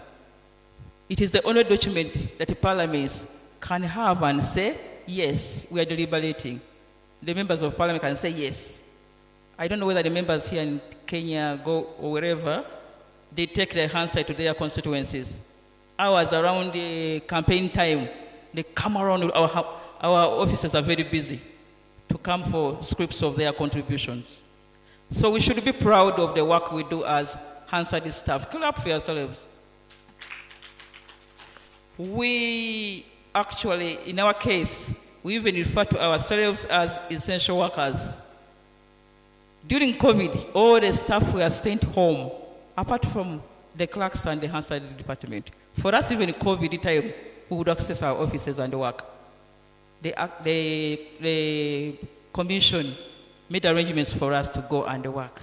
That shows the importance of our work. But the problem is if we don't become the Hansard ourselves, so that we don't look at ourselves like we're working for money. Love your job. Love what you are doing. We normally say, if something is not clear to you, you don't push it to the next level. That means even the next reader will not understand it. The presenter talked about the verbatim report and the way people pronounce words. I'm sorry I didn't get your names. Yes. And that intonation is I think we have the effect of what we normally call it mother tongue interference. Somebody will say, one person will say money, another will say money. So if I'm to verbatim to say money, then I can write something similar to moon. So what matters is so long as you get what the person intends to say, it is still verbatim, although the pronunciation is different. But for the Hansard is not only the text, even the recording is part of the Hansard. So in case that bit of whatever goes in court, they can, someone and the clerk sends the recording, then they will hear this person pronouncing the words as he did. So it is still a verbatim report. About the curriculum, I would beg, that then only become a Kenyan business. There is no university in the world, I beg to be guided, where they train Hansard staff. We all learned from job. I think we need a deliberate effort by our head of chair is here. Ghana, I think Ghana has the chair. We need to develop a curriculum for Hansard staff, which can even be taught in the universities. Otherwise, we don't have, it's like people come, that's why you find in the Hansard newsroom, you find somebody with engineering, another one forestry, another one language in English, literature and English, education. But yes, they can work. But if we can have a debate effort to have a curriculum and share with the universities so that we train, like the newspapers, the media, they have mass comm and communication. So a student comes from the university a little bit polished than starting from zero. I think that's part of the problem. Let this one become a commonwealth. The curriculum, we need it in the commonwealth. I remember when I had just joined the Hansard, my head of department by then used to tell us, there is no university where you go for training. We learn from each other. That's why for us in Uganda, whatever we have done, is because we treasure, we do this, we call them benchmarking, we do a lot of benchmarking. And wherever we go, we come back with a report and a copy. So what people admire in Uganda we have copied from different parliaments. When we copy from Kenya something, we go and implement it. We go to Ghana, we pick something. That is how we have been able to improve. And even also in the middle there, we also do our own creativity. Adaptability, yes, you are right. For us, it's a bigger system, even in our little ones. At my age, I cannot sit the exams of P7 now and pass. Because the curriculum was changed. It is now competence-based. It's very practical. It's no longer theory. For us during our time, we did a lot of theory. We talk about the Karl Marx, a lot of theories, which you can't even apply. But the children of these days, they are even assessed on a project. Senior, they do make a project. So I think we need to come up with competence-based curriculum is very important, and that is the way to go, because the world is changing. Thank you so much. Thank you very much. Thank you very much. My name is Ndila Resian, the organizing secretary of the Hansard Association of Kenya. I would like to thank the presenters, the moderator, and my fellow panelists. This is one of those moments of hayawi, and we have talked a lot about this conversation of a curriculum, but this today feels very exciting because we got a mark of approval from the highest offices, and it's a good collaboration. The speakers are here from counties, our speakers endorsed it, our clerks endorsed it. So I think our journey has become lighter, and of course it's going to be an easy journey for us in the collaboration with SOCAT and CAF. I think this is the way to go. I feel like we have achieved. We are already on the almost final stages. So I thank you very much. Okay, thank you very much. Now, I think I want to involve the audience. So maybe there will be a traveling microphone so that we can have an engagement with yourselves. And as the microphone is traveling, I just want to foul the air by perhaps letting a question float, a dangerous question. What can happen if government decides to cut its expenditure and decides to employ AI machinery and fire all these Hansard fellows? Are you people taking yourselves rather too seriously? Anyway, it's just something I'm floating. Just ask your question. Thank you very much. My name is Abdul Majid, and I want to thank all the presenters, Dr. Udori, Musi,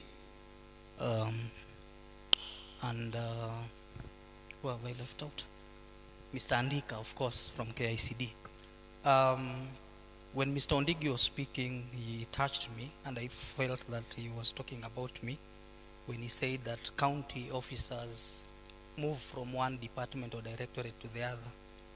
And this relates to what the Deputy Speaker said, that she believes she is one of the civil servants who has served in all the arms of government.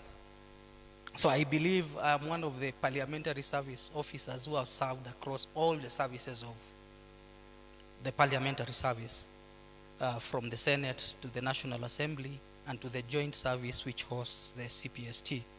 So I have experience across the three arms of parliament, if I may call them so, and this experience are very relevant to the topic at hand, which is developing a HAK professional curriculum to transit officers to professional officers, from mere technical officers to professional officers. So allow me to raise a few points, and these points are not from my head. They are from a paper that was presented during the second annual Global Symposium, where I co-presented with Dr. Philip Bushere the late, who was the former Director, Curriculum Training and Research. And from this paper, we talked about our experiences working at the CPST for 4 years, between 2015 and 2018. What we came up with and which was what we used to develop the curriculum that existed at that period for the Hansard, is what we call the participatory curriculum development model.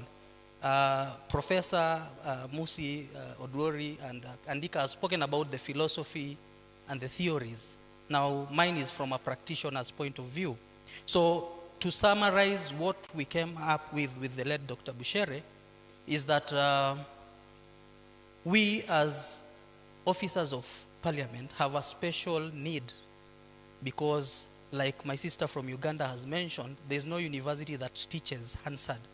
So the only resource you will get to train people in Hansard production come from parliaments, and now the 47 county assemblies. And looking at most of the people who serve in these 49 Hansards, most of them now, and I'm saying most because now we have 47 county assemblies, where sometimes you will get officers who are recruited based on other competencies, not the competencies that are required in the Hansard. So we are special in that respect. So what we said, and I will summarize, number one, as we develop this curriculum, we need to come to what we call defining the competencies. What is it that we want to develop in these officers so that we can come up with a perfect curriculum to train them? So, and I think Professor Odori has touched on that. I won't go further. Then number two, now that we dealt with PCDM, Participatory Curriculum Development Model, you need to do what we call a stakeholder mapping or design, so that who are the key stakeholders that will inform the curriculum. Number one, we talked about the Hansard officers themselves. Then number two, we talked about the core clientele base that we work for. What is it that they want us to produce for them? These are the legislators. Then number three, who consumes our reports in parliaments and assemblies? So these are the county clerks and parliamentary clerks. And then finally, well, that is where now Professor Odori and Dr. Musi come in, and Mr. Andika. Let's talk about the academics, who now will bring in the philosophy and all the other content and context issues. Then number three, there's the issue of adopting best practices. And here we are saying that international best practices in terms of curriculum development. And I'll give examples of the McGill Professional Parliamentary Development Program, where for them to develop that program, they did a survey of 150 parliaments. So that brings in the issue of participatory. Then finally, not finally, sorry, I have 2-3 more points. Okay. Leverage technology. Because there are other people wanting to ask, and we want to make it as specific. Yes, okay, I'll mention the ones which are remaining. So we need to leverage technology. And then number 5, professional identity. Emphasize Hansard's legislative partnership role. Then we need to standardize and harmonize, develop a unified Hansard training manual. Of course, we've spoken about that. And then collaborate regionally. Now we are talking about Chair Africa Region, Chair International, and of course the IPU. Thank you very much. Okay. I think Professor Tom Odhiambo there, pale huyo. I think what we will do is we'll collect these questions and then throw them here, and then we can, there's tea waiting, and I know some people. Be brief. I mean, thank you very much for the comments. And I've been listening keenly since the morning, and I get amazed sometimes when we speak as Africans, we talk as if theory is not important. Behind every human endeavor, there's a theory.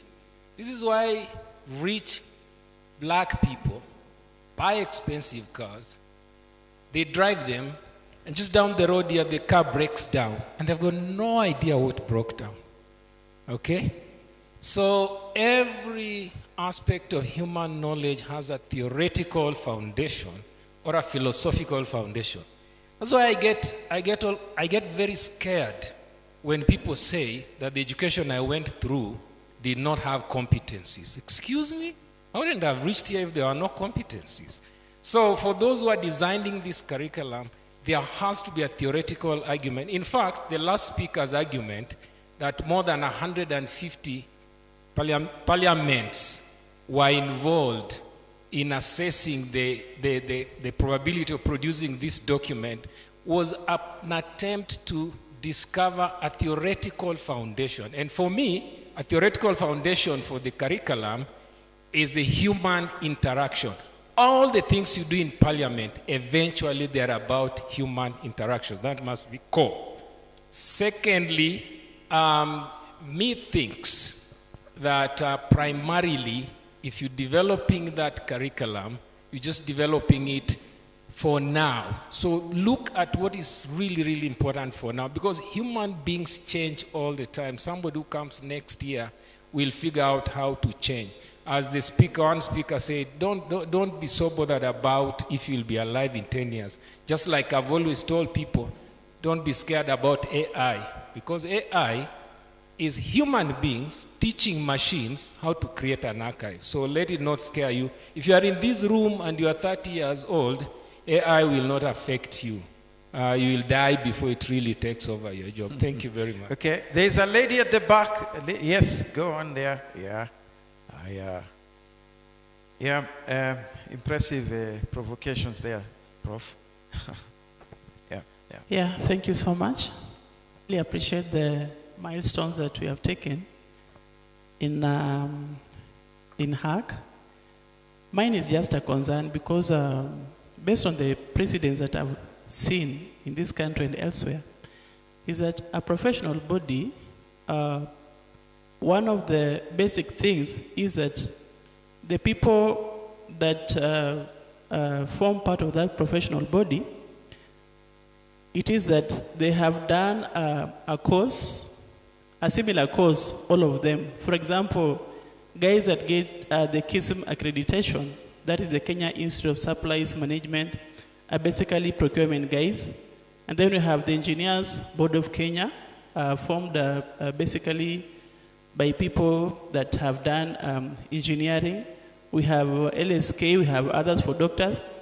Now, in our context, as Hansard officers, we have everybody. We have linguists, we have lawyers, we have teachers, we have everyone. So where are we, at what point are we going to say that now we have this common cause and now we want to strategize on how to now operate professionally, ethically, and maybe aligned to certain acts, like for example, how the procurement guys are trained to align with the Public Procurement and Disposal Act. Another question is, we are here as Hansard officers from parliaments and county assemblies. Somebody just mentioned that currently we have Hansard officers in IEBC, the judiciary, and other bodies. So are we thinking along that side that as we come up with this curriculum, is it going to cover those other people that define Hansard in their context and not necessarily a parliamentary context? Thank you. Thank you very much. And we do not have another question because people are shy. Oh, there's a lady. Yes, by the fall of the hammer. Okay, there.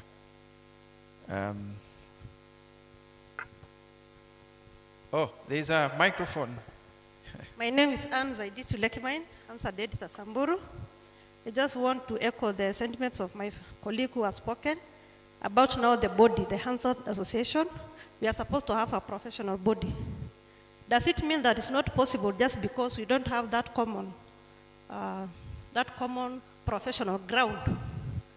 Or if not so, what is CAF and SOCAT doing for us to have that body, just like HR and CPS and this one for CPA?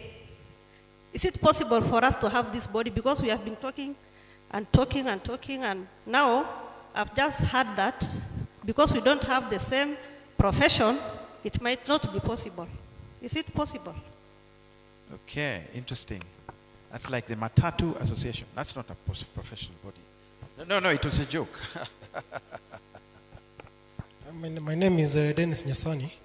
I would like to respond to the last two speakers. They are in a dilemma to the extent that we are a motley crowd.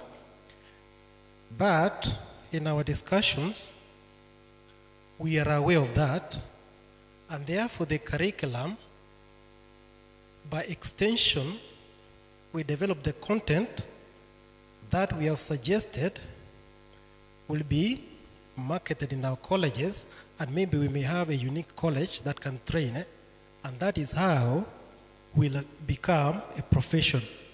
And as Director Mtungi said, there'll be an accompanying legal framework.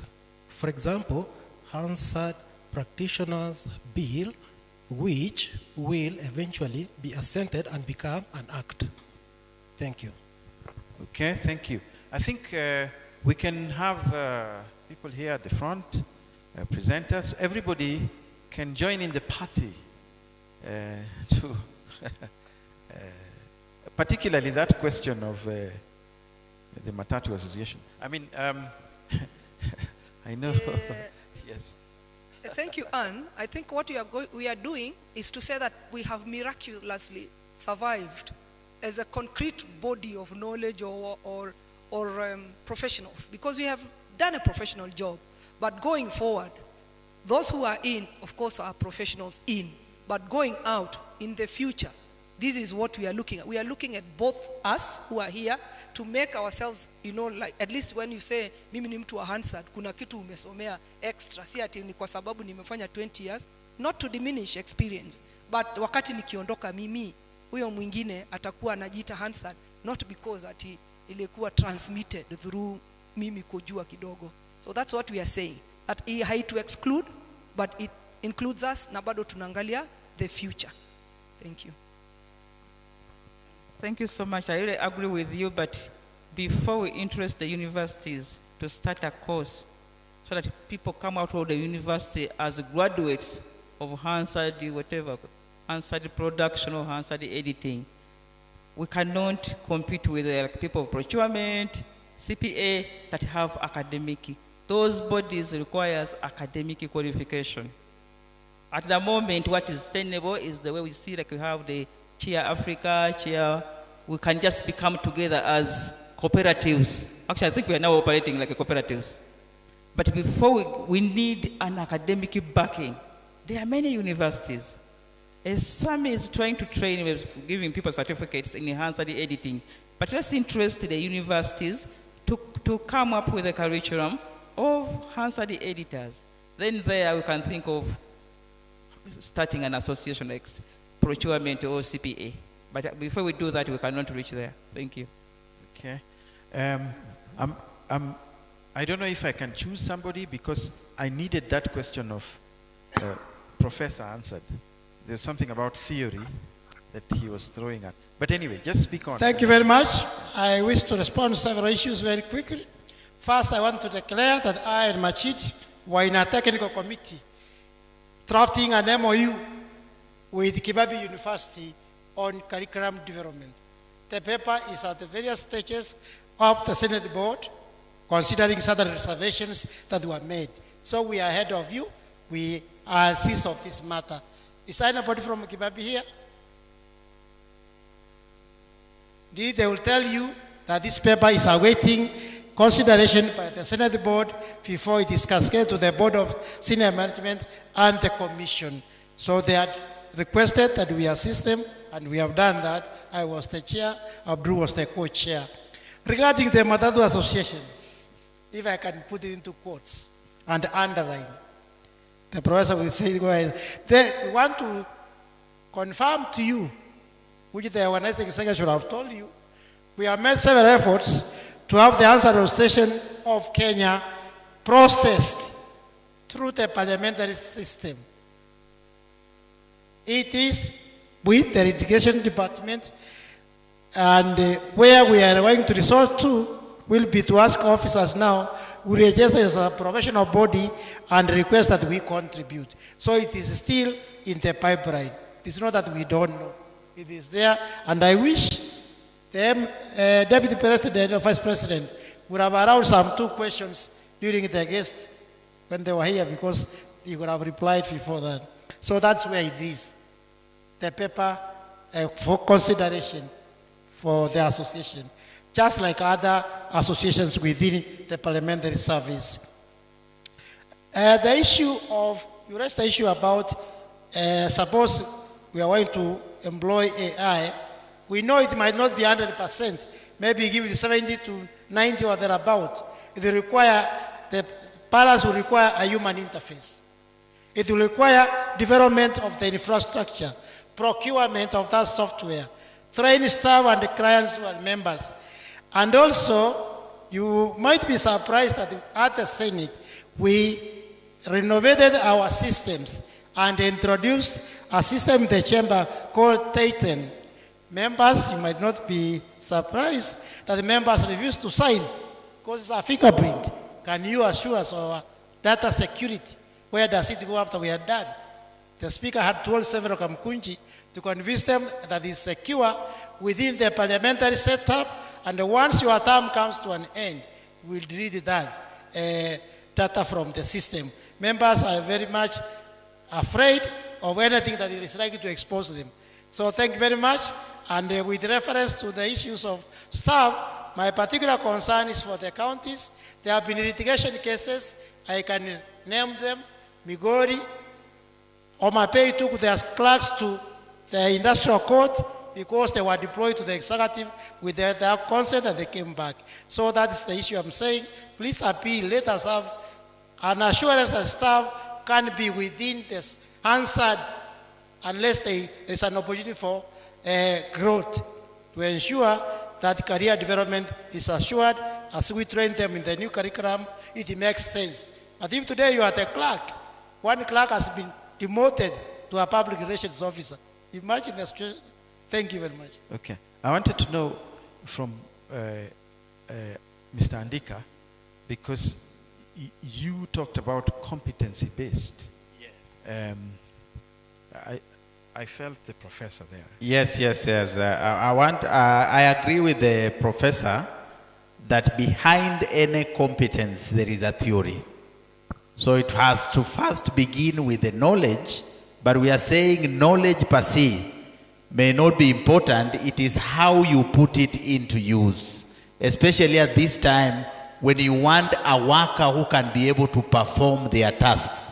It is how they translate the knowledge into practice, and that is what we call competence. That's why when you define a competence, it is a combination of knowledge, the skills, the attitudes, and values. So there is the theory, but then the practice and how you demonstrate those positive attitudes that you want to see in an effective worker.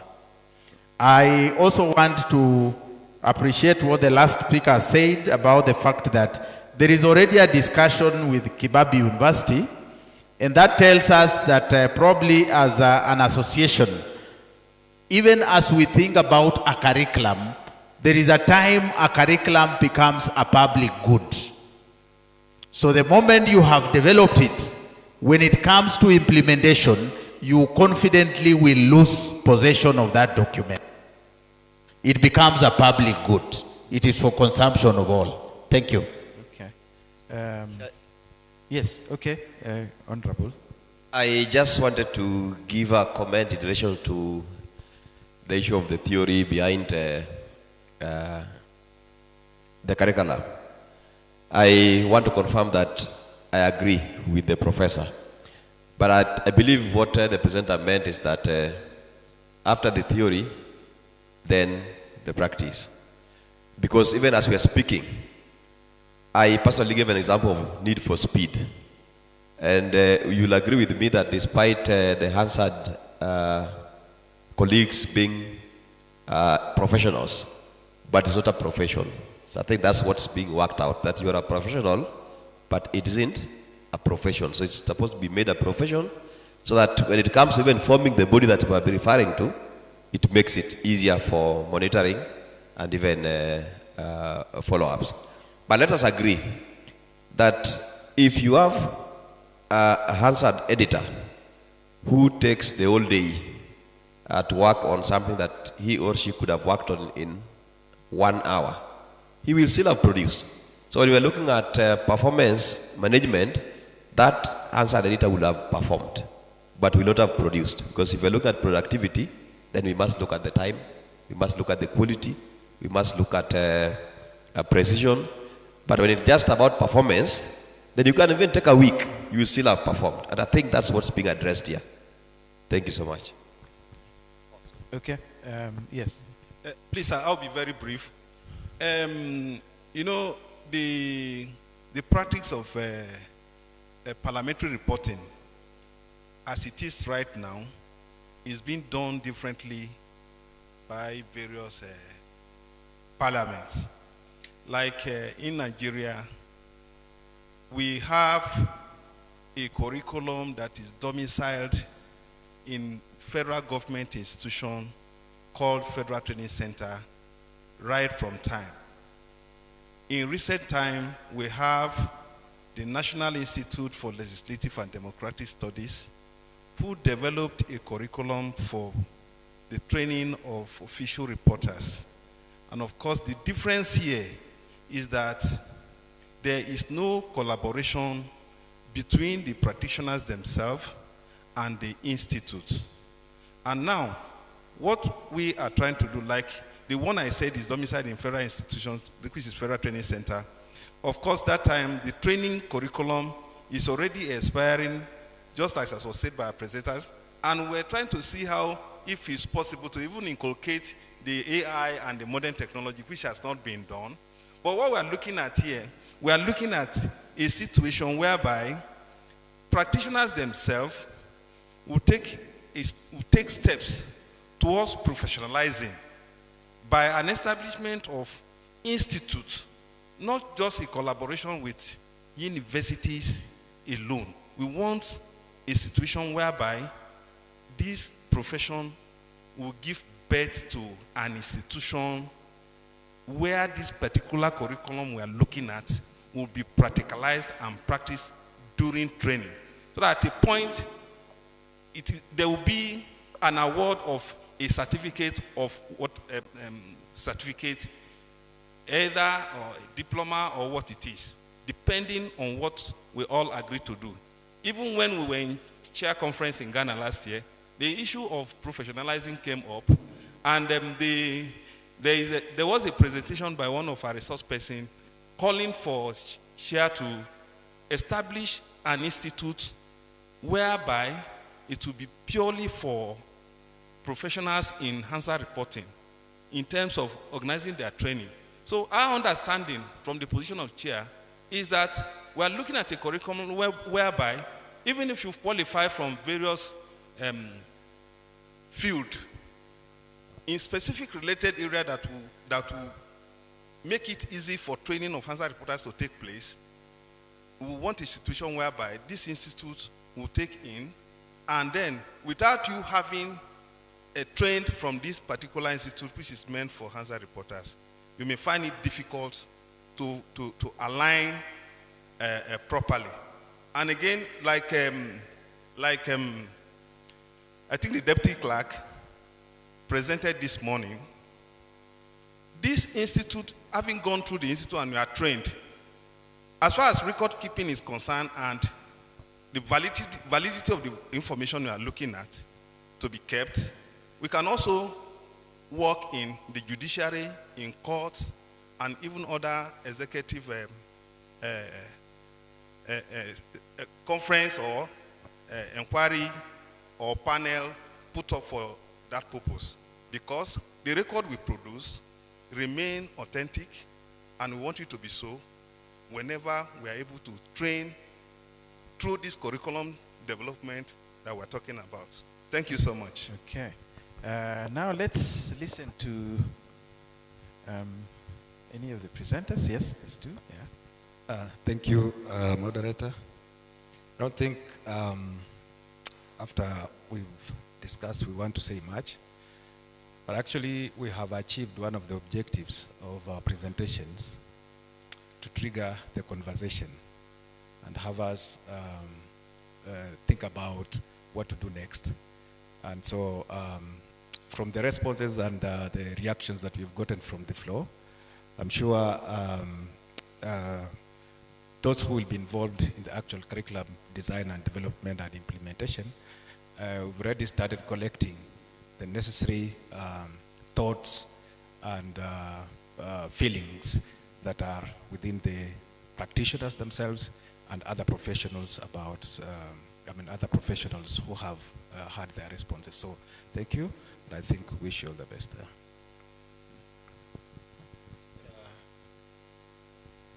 I think I was requesting that I don't speak after Prof. Oh, thanks. We were warned, so I got the warning and took it seriously. Yeah, I thank you very much to the plenary.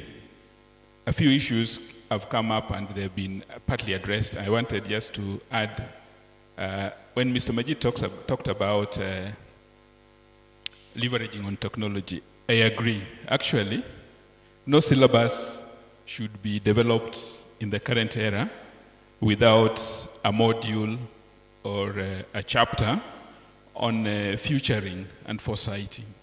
So I would invite those who are in the technical team to, because anticipating governance is an issue that is discussed everywhere, and so futuring and foresighting should be part of the syllabus. Actually, it deserves a whole chapter to cover, to help us get the early warnings. What are the dangers that are facing Hansard in the next 3 years, in the next 5 years, in the future?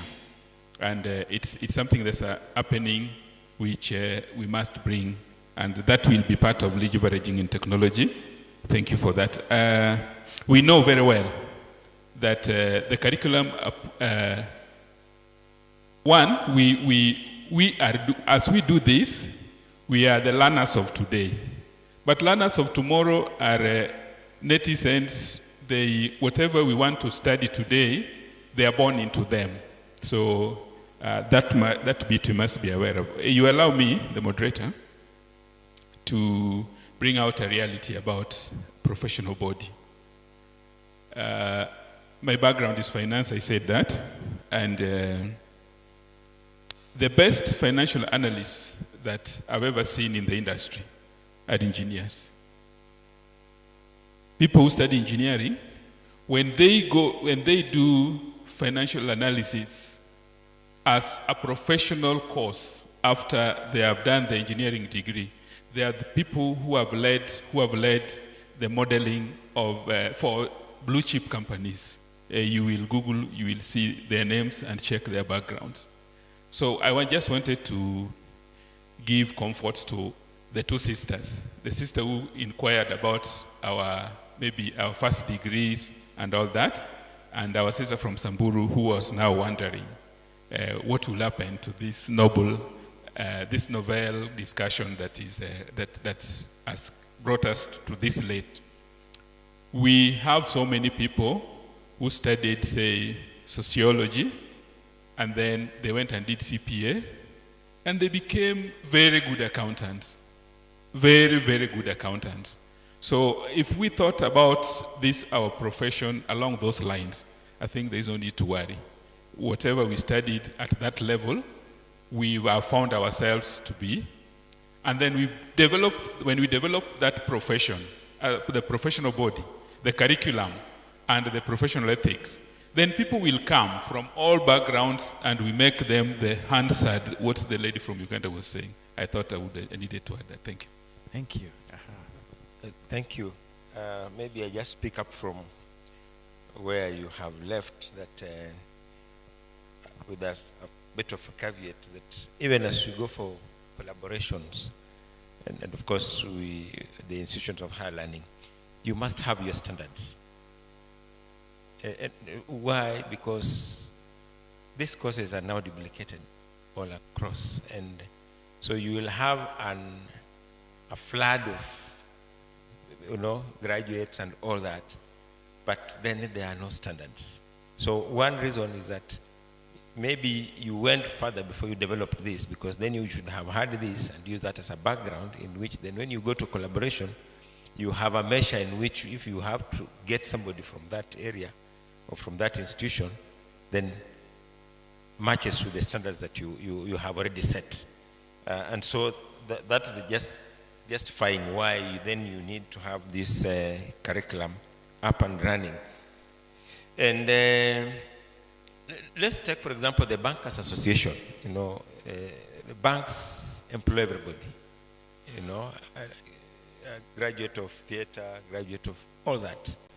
But at the end of it, they are taken through a curriculum, a program, where they all talk bank and money. When they communicate, they are communicating from the bank's point of view. So again, just getting into the standards. And why the standards? In the last presentation before we went for lunch, that was who was presenting. Yeah, okay, I can't remember the name. But he talked of the case of Mtata and the doctor, the document. Okay? But then my question is, so whoever doctored that, did we have any disciplinary, did we have any measure against that? Maybe you would not go to any disciplinary because you also don't have standards under which you are going to use to control that. And of course, with our problem in Africa where we have corruption as part of our life, and everybody wants this job. I mean, if somebody came and said, can you doctor for me this, and here is your share, you will end up that. So again, you are saying that would have stopped such a type of issues, or then would have taken through this person through some, control measures, disciplinary measures, and the like, so that there are standards to it in terms of ethics. And lastly, my comment was on the AI and IT in general. Is I think that maybe we always get excited, especially if we have foreign sponsors, so that we want to take everything they present to us as that is the standard. Last year or somewhere, I was reading somewhere, Sweden is reversing on digital learning. They are going slow on it because, again, the children are not developing reading skills. So that as we go towards that, we must be able to have our own standards to control on the exercise of the digital platform. Thank you very much. Thank you very much, Prof. At least you've given us the final word. I think what we want to do now is conclude. I might call the chair here. I have been told that if you have more questions, you can, there's a Google form, yes, I think in the website perhaps, or where? In the forums, yes, and through these Google forms you can post a question which will be answered as we go along. I think you've been a very good audience. Please clap for yourselves and clap for the people in front. They've come from far, and thank you very much. I think this is the time to call the chair. I think being a chair is very nice. He just sat there. Anyway. I was actively seated. So thank you so much, our good presenters, our eminent panelists. We are so grateful for your contribution towards this noble activity that we are set to undertake and get to its logical conclusion. Maoni yenu kwa kweli tutayachukulia kwa maanani. You are released. Thank you so much.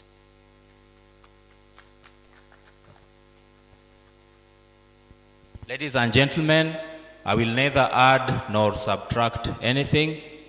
You will agree with me. this session was full of depth. It was cogent.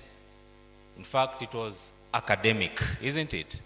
One felt like they were in a classroom, but all in good measure. So I wish to thank you all for sitting in to listen to us all as I return the program back to the organizing secretary.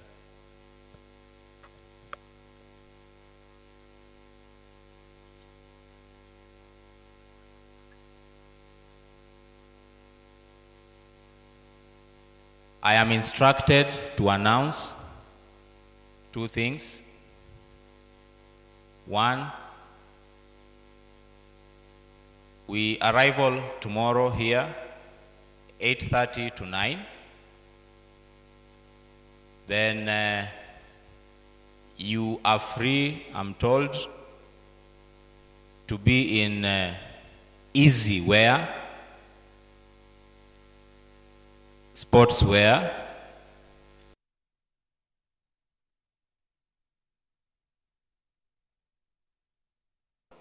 Thank you, colleagues.